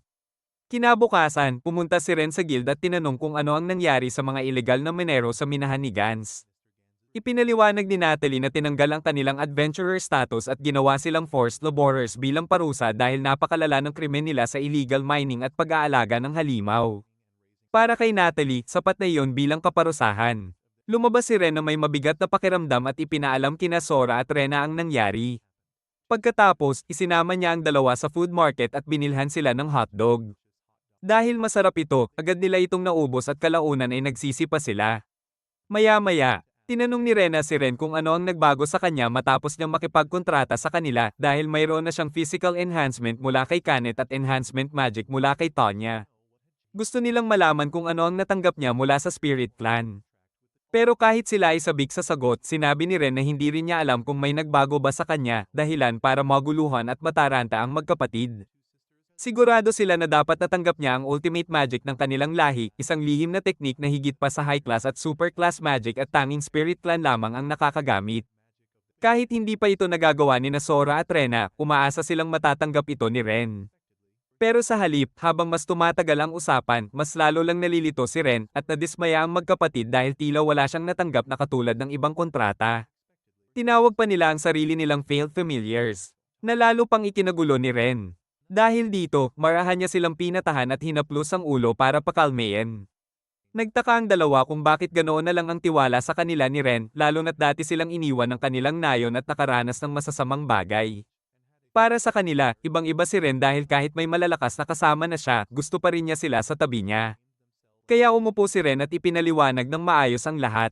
Inilahad pa niya ang kanyang nakaraan kung saan kulang siya sa tiwala sa sarili. Pilit na nagpapatunay na may silbi siya, pero nauuwi pa rin sa pagiging itinakwil. Natuto si Ren mula sa kanyang karanasan. Gusto niyang mabuo ang tiwala sa mga kasama niyang lumalaban kasama niya, kabilang na sina Sora at Rena, kahit wala pa ang kontratang kapangyarihan. Pagkarinig nito, gamaan ang loob at naging mas positibo ang dalawang bata na ikinagaan din ng pakiramdam ni Ren. Habang naglalakad sila, nakasalubong nila ang isang blondeng troublemaker. Sa una, natakot ang magkapatid sa mga salita nito dahil akala nila ay seryoso ang sitwasyon. Pero lumabas lang pala na isa itong Maniakis na gustong gawing kanya ang dalawa. Nang marinig yon, tiningnan nila ito ng may pagkasuklem. Ang lalaking ito ay si Aga Frogware, anak ng Lord na namumuno sa Horizon City. Agad niyang inimbita ang magkapatid pero tumanggi sina Sora, kaya gumamit siya ng dahas. Inakala niyang kaya niya sila sa pamamagitan ng kanyang mga tauhan pero agad silang natalo ni Ren sa ilang saglit lang. Gayunpaman, hindi pa rin sumuko si Aga at pilit pa rin gustong kunin ang dalawa. Dahil dito, ginamit niya ang mga mamamayan ng lungsod bilang panggipit para mapilit si Ren na ibigay ang magkapatid. Wala siyang pakialam sa mga tao dahil para sa kanya, mga kasangkapan lang sila. Sa isip ni Ren, nagkahiwa-hiwalay ang mga kalaban sa paligid. Kung ililigtas niya ang isa, may ibang masasaktan kaya hindi niya alam ang gagawin. Gusto man tumulong ni Sora at Rena, natatakot si Ren na kapag gumamit sila ng mahika, mabubunyag ang kanilang pagkatao bilang Spirit Clan at hindi na sila makakapamuhay ng normal sa lungsod. Ayaw ni Ren na masira ang kasiyahan ng magkapatid. Kaya habang naghahanap ng solusyon, may biglang pumasok sa isip niya. Kailangan niyang sumugal. Gumamit si Ren ng continuous chanting para sa fireball magic. Isa itong natatanging kakayahan ng Spirit Clan kaya agad itong nakilala ni Sora at Rena. Dahil dito, natakot ang kalaban at umatras. Nang matapos ang insidente, may mga taong lumapit kay Ren para magpasalamat sa pagprotekta niya sa kanila. May mga tag-abayan din na humanga sa isang beast tamer na katulad niya. May isang matandang babae pa nga na biglang nagbabala sa kanila na umalis na agad doon na ikinagulat nila. Sa malayo, hindi na malaya ni Ren na pinagmamasdan siya ni Arios. Pag-uwi nila, excited na ikinwento ni Sora at Ren na kina Kanet at Tanya ang bagong kakayahan ni Ren mula sa kanilang lahi. Para kay Ren, totoo ito dahil sa continuous chanting, mas lumakas ang kanyang kapangyarihan at naging mas tumpak ang kanyang magic dahil sa pakikipagkontrata sa kanila. Dahil dito, mas lalo ring naging kumpiyansa ang magkapatid at naramdaman nilang hindi sila pabigat bilang mga familiar. Nakahinga ng maluwag sina Kanet at Tanya dahil ligtas silang lahat. Ngunit habang nasa lungsod, narinig ni Ren ang mga bulong-bulungan ng mga tao tungkol sa kanya. Ayon sa mga kwento, isa raw siyang mapanganib na tao na nang-aagaw at nagkukulong ng mga babae sa mansyon at inaabuso ang mga ito. Sobrang spoiled din daw ng anak ng Lord na si Aga kaya natatakpan ng lahat ng kasalanan niya at walang ebidensya na natitira. Dahil sa galit, gusto agad ni Tanya na sunugin ang mansyon ng Lord. Dahil naniniwala siyang baka balang araw ay targetin din ito sina Sora, Rena, si Ren, o kahit ang mga tao sa lungsod. Tahimik na napaisip si Ren na matapos niyang malaman ang madilim na bahagi ng lungsod, mas lalo niyang gustong iligtas ang lahat. Pero pakiramdam niya, napipigilan siya dahil isa lang siyang beast tamer at hindi isang bayani. Habang nag-iisip siya, napansin ni Kanet at Tanya ang iniisip niya. Alam nila na gusto niyang protektahan ang lahat pero nag-aalinlangan siya dahil sa kalaban na may kapangyarihan. Kaya nahahati siya sa pagitan ng pagtulong sa kanila at sa mga tao sa lungsod. Sinabi ni Kanet at Tanya na hindi lang si Ren, kundi gusto rin nilang protektahan ang lungsod. Dahil dito, lumakas ang loob ni Ren at nagdesisyong iligtas ang lungsod kasama sila. Samantala, si Iga ay nag-uutos sa kanyang mga sundalo na pagtakpan ng pinsalang nangyari at hanapin si Ren para dalhin sa kanya dahil galit na galit siya sa kahihiyan na ginawa sa kanya. Sa sobrang galit niya, pinagdadampot niya at pinahihirapan ng isang batang babae na may halimaw na anyo. Sa kabilang banda, si Ren at Kanet ay nagtungo sa Night Squadron para magsumite ng damage report. Nang banggitin nila ang investigasyon tungkol sa marahas na gawain ni Iga, anak ng Lord, agad nagbago ang ekspresyon ng opisyal at naging takot. Nauutal itong sumagot at hindi alam kung ano ang sasabihin. Pagkatapos, may mga sundalo na lumapit kay Ren at sinabi na maliit na alitan lang iyon kaya hindi nila ito iimbestigahan. Pinagtawanan pa nila si Ren at binalaan siyang mag-ingat dahil baka siya pa ang maparetangan sa paninira sa reputasyon ni Lord Iga. Halatang wala silang intensyong tumulong. Dahil dito, bumalik si Ren dahil alam niyang tinatakpan nila ang kaso ni Iga at kahit mag-imbestiga pa sila, wala rin silang makikitang ebidensya. Biglang nakaramdam si Kanet na may sumusunod sa kanila. Lumabas ang isang babaeng knight na nagngangalang Stella. Akala niya ay napagkamalan siya, kaya agad siyang yumuko at humingi ng paumanhin na ikinagulat ni Ren dahil hindi niya inasahang yuyuko sa kanila ang isang mataas na ranggong knight. Si Stella ay deputy ng Horizon Knight Squadron Branch. Nagulat sila nang magpasalamat ito sa kanila bago pa man magsalita. Narinig niya ang tungkol sa isang adventurer at isang Spirit Cat clan member na bumagsak sa Black Fang criminal gang, bagay na kahit siya bilang knight ay hindi nagawa. Dahil dito, gusto niyang imbestigahan ang mga kasalanan ng grupo ni Iga at humingi ng tulong kay Ren at sa kanyang grupo. Ayon kay Stella, dahil sa pakikipagsabuatan sa pamilya ng Lord, nakalimutan na ng Night Squadron ang tunay nilang tungkulin. Sa halip na protektahan ng tao, nalulong sila sa kasamaan at tinatakpan ng krimen ng Lord at ng kanyang anak. Kahit ang captain nilang si Juliet ay ganoon din. Kaya gusto ni Stella na maibalik ang tunay na layunin ng Night Squadron. Napansin niya sina Kanet at Tanya nung kinukwestiyon nila ang kaso ni Iga. At doon siya nakakita ng pag-asa na maaaring maging simula ng pagbabago. Nakiusap si Stella kay Ren na tulungan siya at ipahiram ang kanilang lakas para maisakatuparan ang kanyang hangarin. Naghinala si Ren na maaaring patibong ito, pero tiniyak ni Kanet na hindi masama si Stella dahil wala siyang naramdamang masama sa kanya. Dahil dito, pumayag si Ren na makipagtulungan sa kanya. Tinanong siya ni Stella kung bakit niya gustong isumbong si Lord Iga. Nang sinabi ni Ren na ginawa lang niya yon dahil nakita niya ang nangyayari, napatawa si Stella ng malakas. Hindi dahil minamaliit siya, kundi dahil sobrang diretso at totoo ng sagot niya na lalo niyang ikanagusto kay Ren. Pagkatapos noon, tila naantig si Stella at napaluha siya. Para patahanin siya, inabot ni Ren ang kamay niya bilang tanda ng suporta at pag-encourage. Bilang unang hakbang, plano ni Ren na tulungan siyang linisin ang Night Squadron sa pamamagitan ng pagset ng bitag. Kumalat ang balita na may ebidensya raw ng sabuatan ni Captain Juliet at ng Lord na nakatago sa isang warehouse sa labas ng lungsod. Hindi ito lubos na pinaniwalaan ni Juliet pero kung sakaling totoo ito, tiyak na babagsak sila. Kaya nagdesisyon siyang aksyonan ito agad at linlangin ng mga batang knight na naniniwala pa sa ideal ng pagiging kabalyero. Inutusan ni Juliet ang mga sundalo na simulan ng operasyon. Pero pagdating nila sa warehouse, hinarang sila ni Sora at Rena kasama ang grupo nila. Sa loob ng warehouse, ginamit ni Ren ang sandatang binili niya mula sa dwarf na panday. Isa itong espesyal na sandata na nagbibigay ng 100% accuracy sa kanyang mga atake. Inihanda niya ang huling tira para kay Juliet pero napansin ito ng huli at nakaiwas. Nang makilala niya si Stella, nagulat si Juliet. Hindi rin nagtago si Stella at direktang sinabi na ang kanyang mga kasamahan at mga sundalo ay kasalukuyang kumakalaban at sinisiguro ang buong Night Squadron branch. At mayroon na rin silang ebidensya ng korupsyon niya. Nang marinig ni Juliet ang pangalan ni Ren, tila nagising ang galit niya at agad niyang hinugot ang espada para sugurin ito at ibigay kay Lord Aga. Galit na galit si Stella at gustong siya na mismo ang humarap kay Juliet. Binyantaan naman siya ni Juliet na paparusahan siya sa treason at agad siyang sumugod sa laban. Malinaw na mas malakas si Juliet pero hindi umatras si Stella at buong tapang siyang lumaban. Sa huli, nagawa niyang tamaan ito ng isang malakas na atake na nagpabagsak sa kanya. Samantala, si Aga ay patuloy na pinahihirapan ng batang babae matapos marinig na nahuli ang grupo ni Juliet habang nananatiling kampante dahil may natitira pa siyang mga sundalo sa mansyon. Biglang may narinig siyang boses mula sa bintana. Si Arios pala ito, nakadisguised at inalok si Aga ng pakikipag-alyansa laban kay Ren. Nang marinig niya na si Ren ay isang taong kayang utusan ng pinakamalalakas na lahi at posibleng agawin ang kanyang yaman, katanyagan, kapangyarihan, at mga babae, labis na nagalit si Aga. Ibinigay ni Arios ang isang singsing na puno ng mahika at sinabi na gamitin ito para tuluyang tapusin si Ren.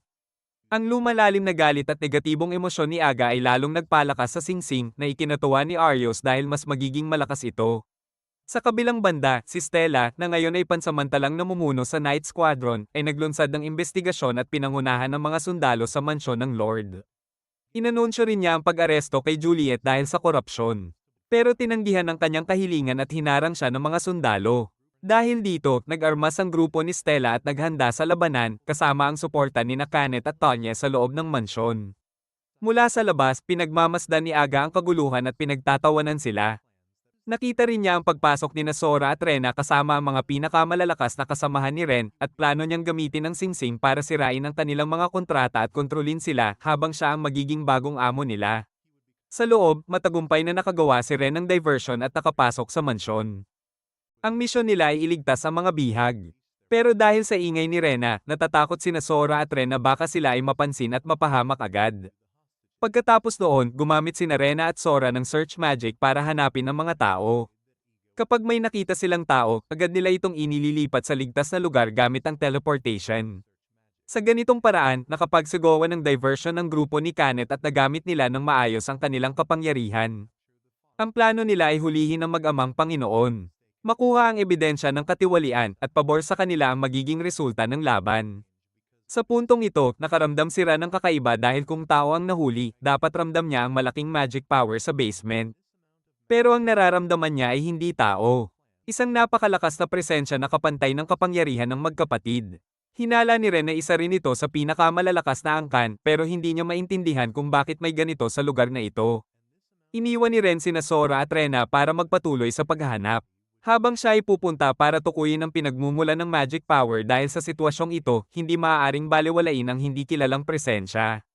Nag-aalala sina Sora at Rena dahil mag-isa siyang pupunta sa lugar na kapantay ng kanilang lakas pero kumalma sila nang haplasan ni Ren ang ulo nila bilang pagtiyak na magiging maayos siya.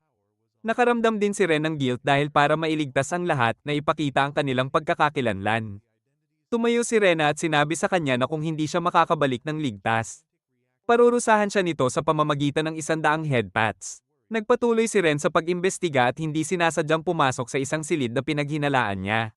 Laking gulat niya nang makita ang isang matibay na bakal na kulungan at sa loob nito ay isang batang babae na may anyong fox na may 3 buntot.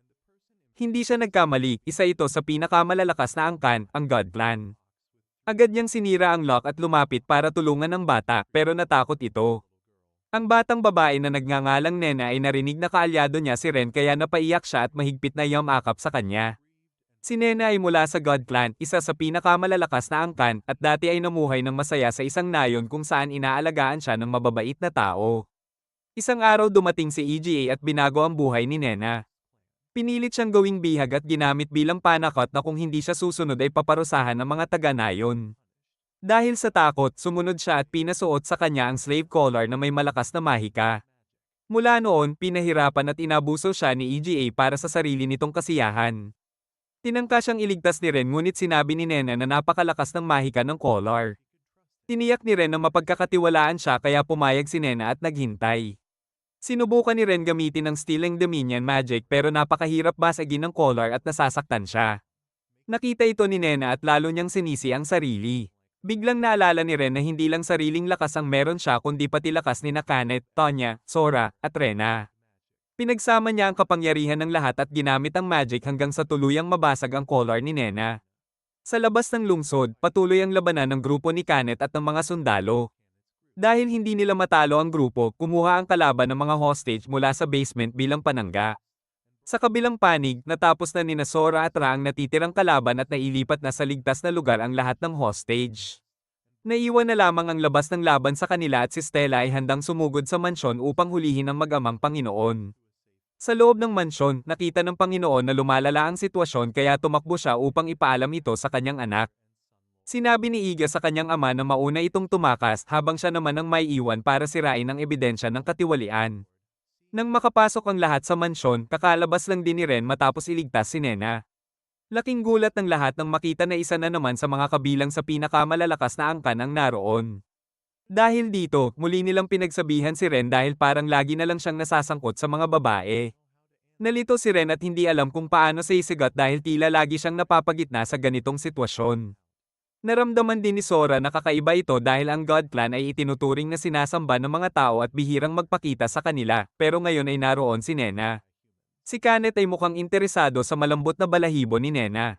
Kahit nahihiya, maayos pa rin na sumusunod ang bata. Si Stella ay nakapasok na rin at lubos na nagpapasalamat kay Ren dahil sa kanya ay natuloy ang kanyang plano. Sa oras na iyon, ang Panginoon ay tumatakbo habang dala ang mga gamit, ngunit pagdating niya sa bulwagan ay nandoon na ang lahat na naghihintay. Gumamit si Ren ng kanyang sandata para magpalipad ng lubad at atali ang Panginoon. Biglang lumabas si Iga at ginamit ang death magic mula sa singsing at dahil hindi nakapaghanda si Ren, tinamaan siya ng nakamamatay na atake. Si Arios na nasa bubong ay nasiyahan dahil akala niya ay natapos na si Ren, ngunit nagulat siya dahil walang epekto dito ang atake. Isa itong super class magic na tinatawag na Grim Reaper side na kayang magdulot ng biglaang kamatayan, pero hindi ito tumalab kay Ren.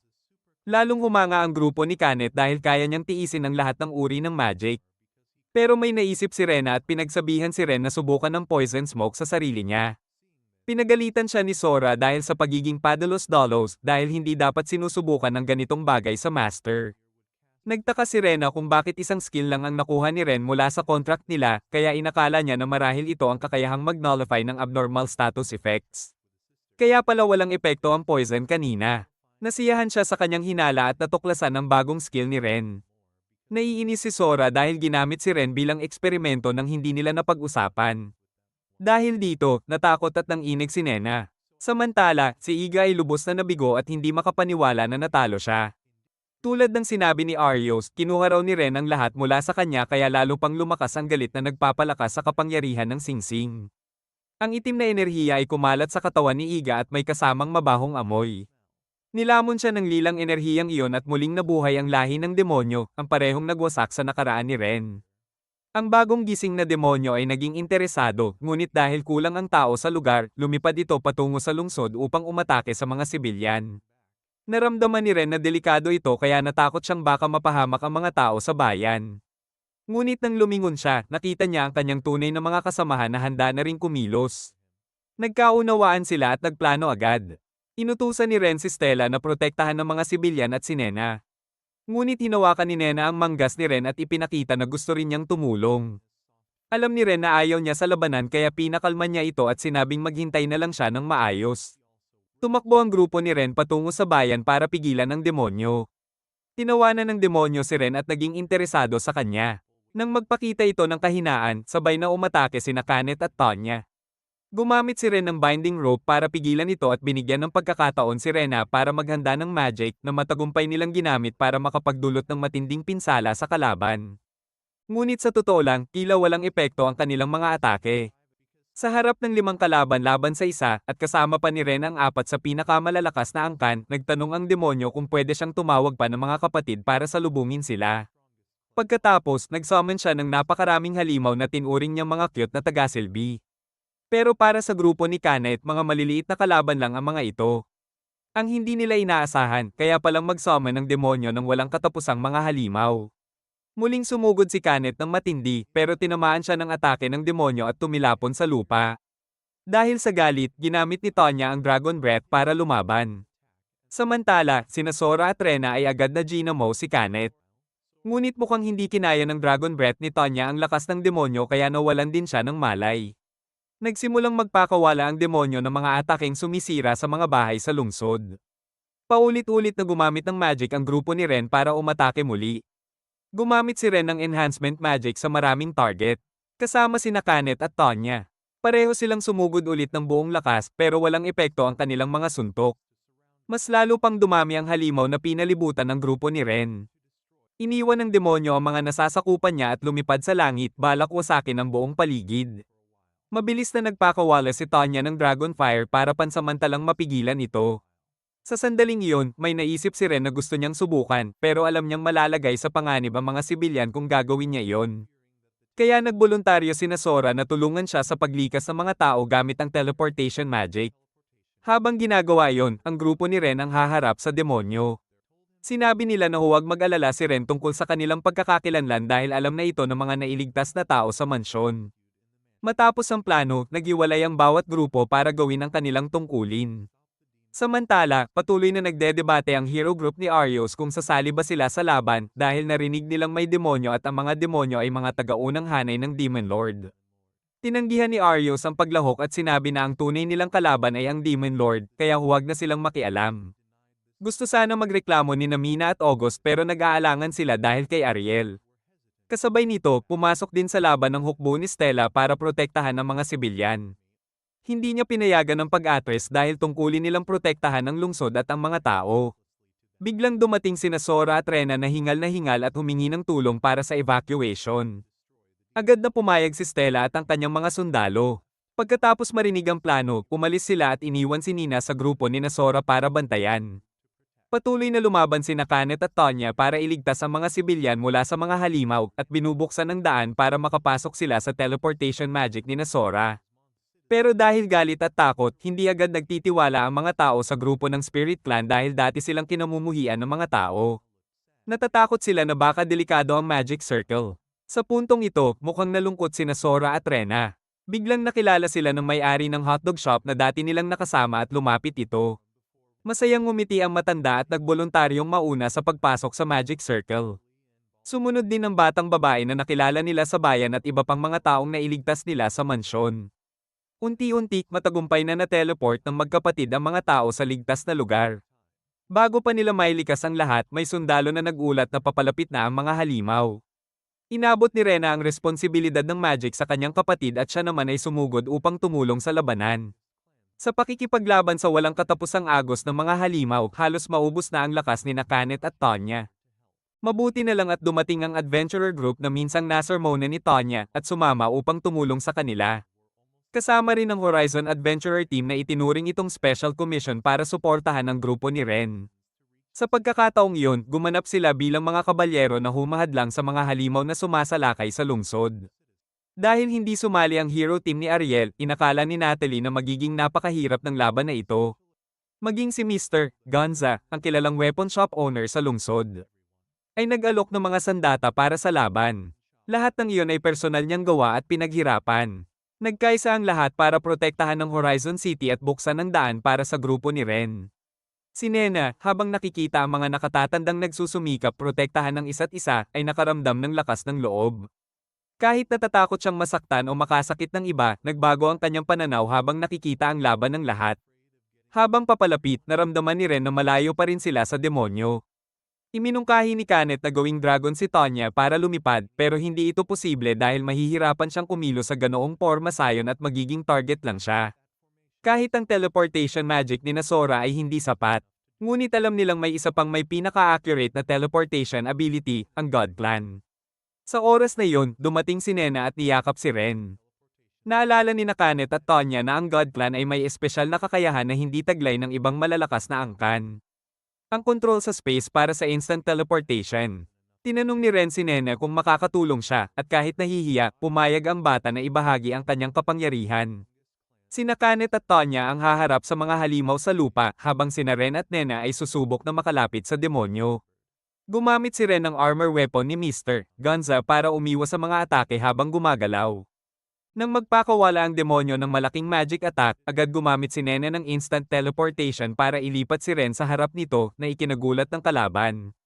Nagsimulang palakasin ni Ren ang kanyang kapangyarihan at bigla siyang nag-teleport sa harap ng demonyo upang subukang kunin ang kontrol ng mga halimaw nito.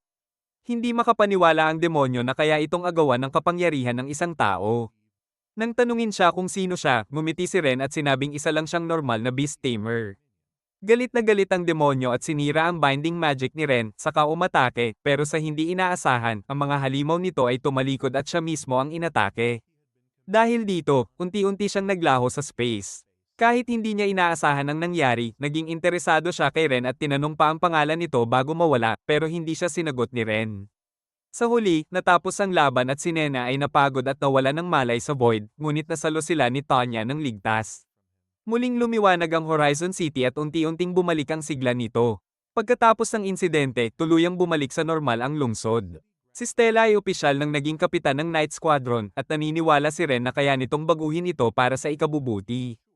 Ayon sa kanya, ang mga sangkot sa kasong katiwalian ay dinala na sa Royal Capital upang maparusahan. Tiningnan din ni Stella ang tungkol sa pinanggalingang nayon ni Nena. Ayon sa ulat, iniwan ng mga taga-nayon ng lugar matapos kunin si Nena. Pero naniniwala si Ren na hanggat buhay pa sila, darating din ang panahon ng kanilang muling pagkikita. Si Kanet ay abalang-abala sa pag-aayos ng lungsod, parang tuluyan na siyang naging mamamayan ng Horizon City. Si Tonya naman ay patuloy na itinatago ang kanyang pagiging kabilang sa Dragon Clan, pero tila matagal na itong alam ng lahat.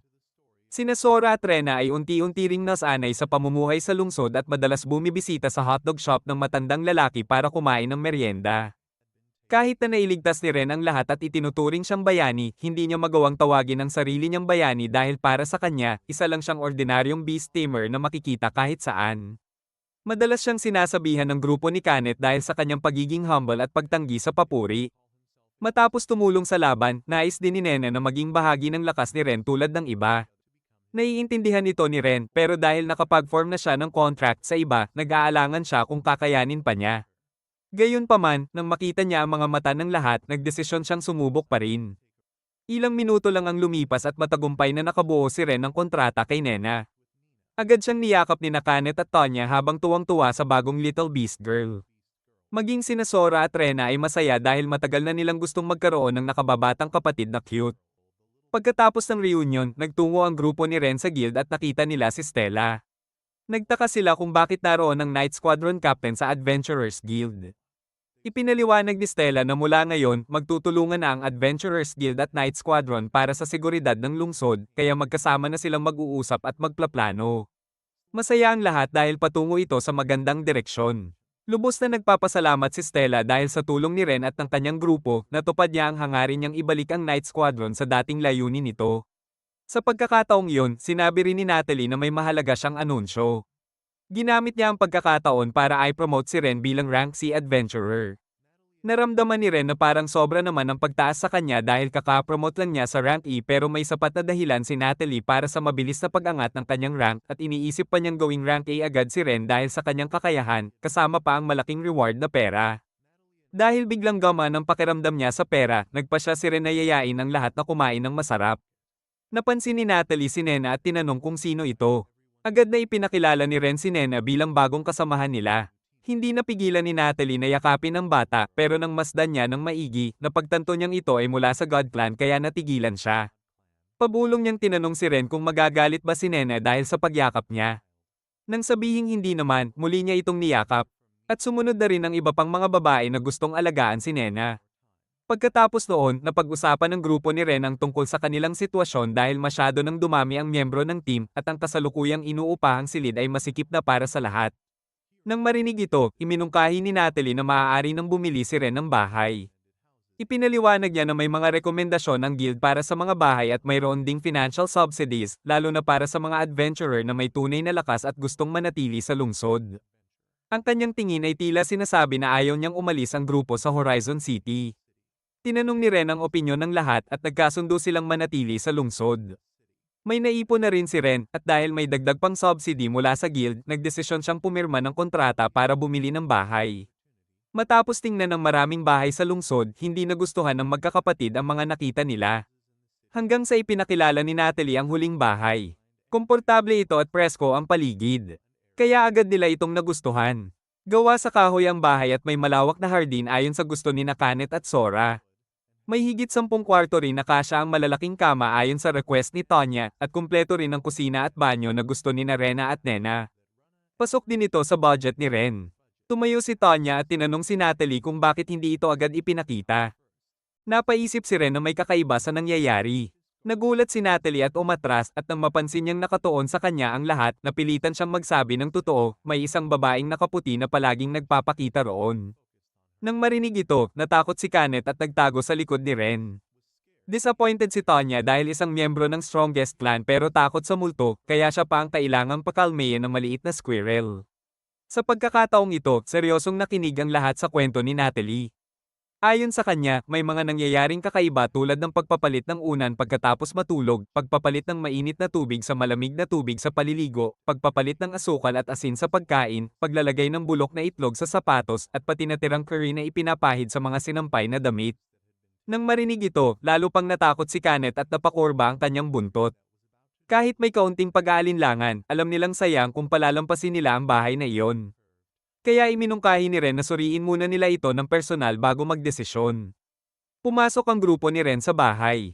Madilim ang loob. Si Nena ay bahagyang bumahing lamang pero agad hinailan ni Kanet ang buntot ni Tonya ng sobrang higpit dahil sa kaba. Sa kabila nito, napansin nilang masyadong malinis ang bahay, parang regular itong nililinis, kaya hindi ito mukhang abandonado o haunted. Bigla, nagsimulang gumalaw ng kusa ang mga mesa, upuan, at mga bagay sa paligid.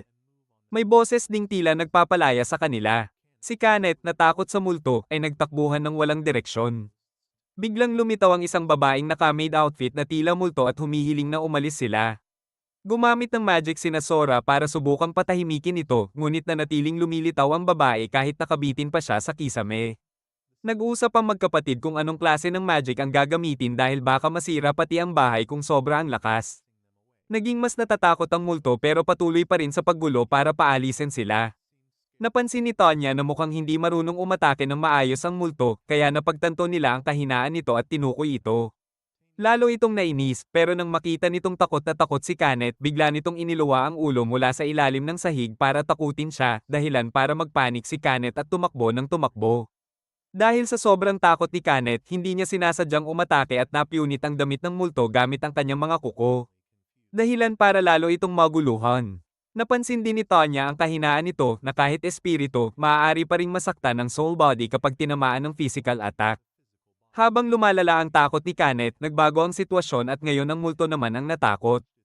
Nagwala si Kanet, kumagat pa sa mga gamit at sinira ang paligid, at bigla siyang sumulpot muli para takutin ang multo na lalo itong umatras. Ginamit ni Sora at Rena ang sealing magic para ikulong ang multo at hindi na ito makatakas. Susugod sana si Kanet sa ere, pero agad siyang hinawakan ni Tonya sa leeg na parang nagwawalang pusa. Dito, nagsimula si Ren na makipag-usap sa multo. Sinubukan ng multo na sumugal at pasukin ang katawan ni Ren, pero hindi ito nagtagumpay dahil nasil niya ang teleportation nito. Bata pa lang si Ren ay narinig na niya ang kwento tungkol sa mga multo at soul tamers, kaya alam niya kung paano ito hawakan. Nakita rin niya na mas malinaw ang personalidad ng multo kumpara sa normal na espiritu. Kaya mas madali itong kausapin. Nagpumiglas ang multo pero napin down siya ni Ren sa sahig. Nang tanggapin nito ang pagkatalo, ibinigay niya ang pahintulot na gawin sa kanya ang gusto nila. Pero nagulat siya nang iabot lang ni Ren ang kamay para makipagkamay, kaya natawa siya dahil kakaiba itong tao. Ipinakilala niya ang sarili bilang Tina, dating maid sa isang bayan na namatay at naging kaluluwang hindi matahimik kaya napadpad doon. Tinanong ni Tonya kung bakit siya naging multo at ikinwento ni Tina na ang dati niyang amo ay isang pervert at malupit na tao na mahilig mang-abuso. Isa siya sa mga naging biktima nito at nang mapagtanto niya ang lahat, naging multo na siya. Dahil natalo siya ng grupo ni Ren, pumayag siyang umalis.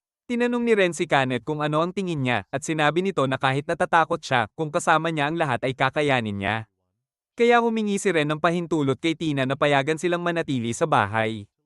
Nagulat si Tina dahil akala niya aalis na siya, pero sinabi ni Ren na dahil sa kanya kaya sila nakabili ng bahay ng mura, kaya mas mabuti kung magkasama na lang sila. Sinabi rin ni Kanet na huwag lang siyang lilipad sa pader at tatakat sa kanila. Sina Sora at Rena naman ay natuwa at inisip na dahil dating maid si Tina, magaling siya sa pagluluto kaya gusto nila siyang turuan. Tinanggap siya ng lahat kaya pumayag din si Tina na manatili. Matapos iyon, matagumpay na napirmahan ni Ren ang house purchase contract. Si Natalie ay nagulat dahil kaya pa ni Ren makipagkaibigan kahit sa multo na nagpapakita ng kanyang kakayahan. Sa palengke, habang nagtitinda ng prutas ang isang matanda, nakasalubong niya ang hero group ni Arios.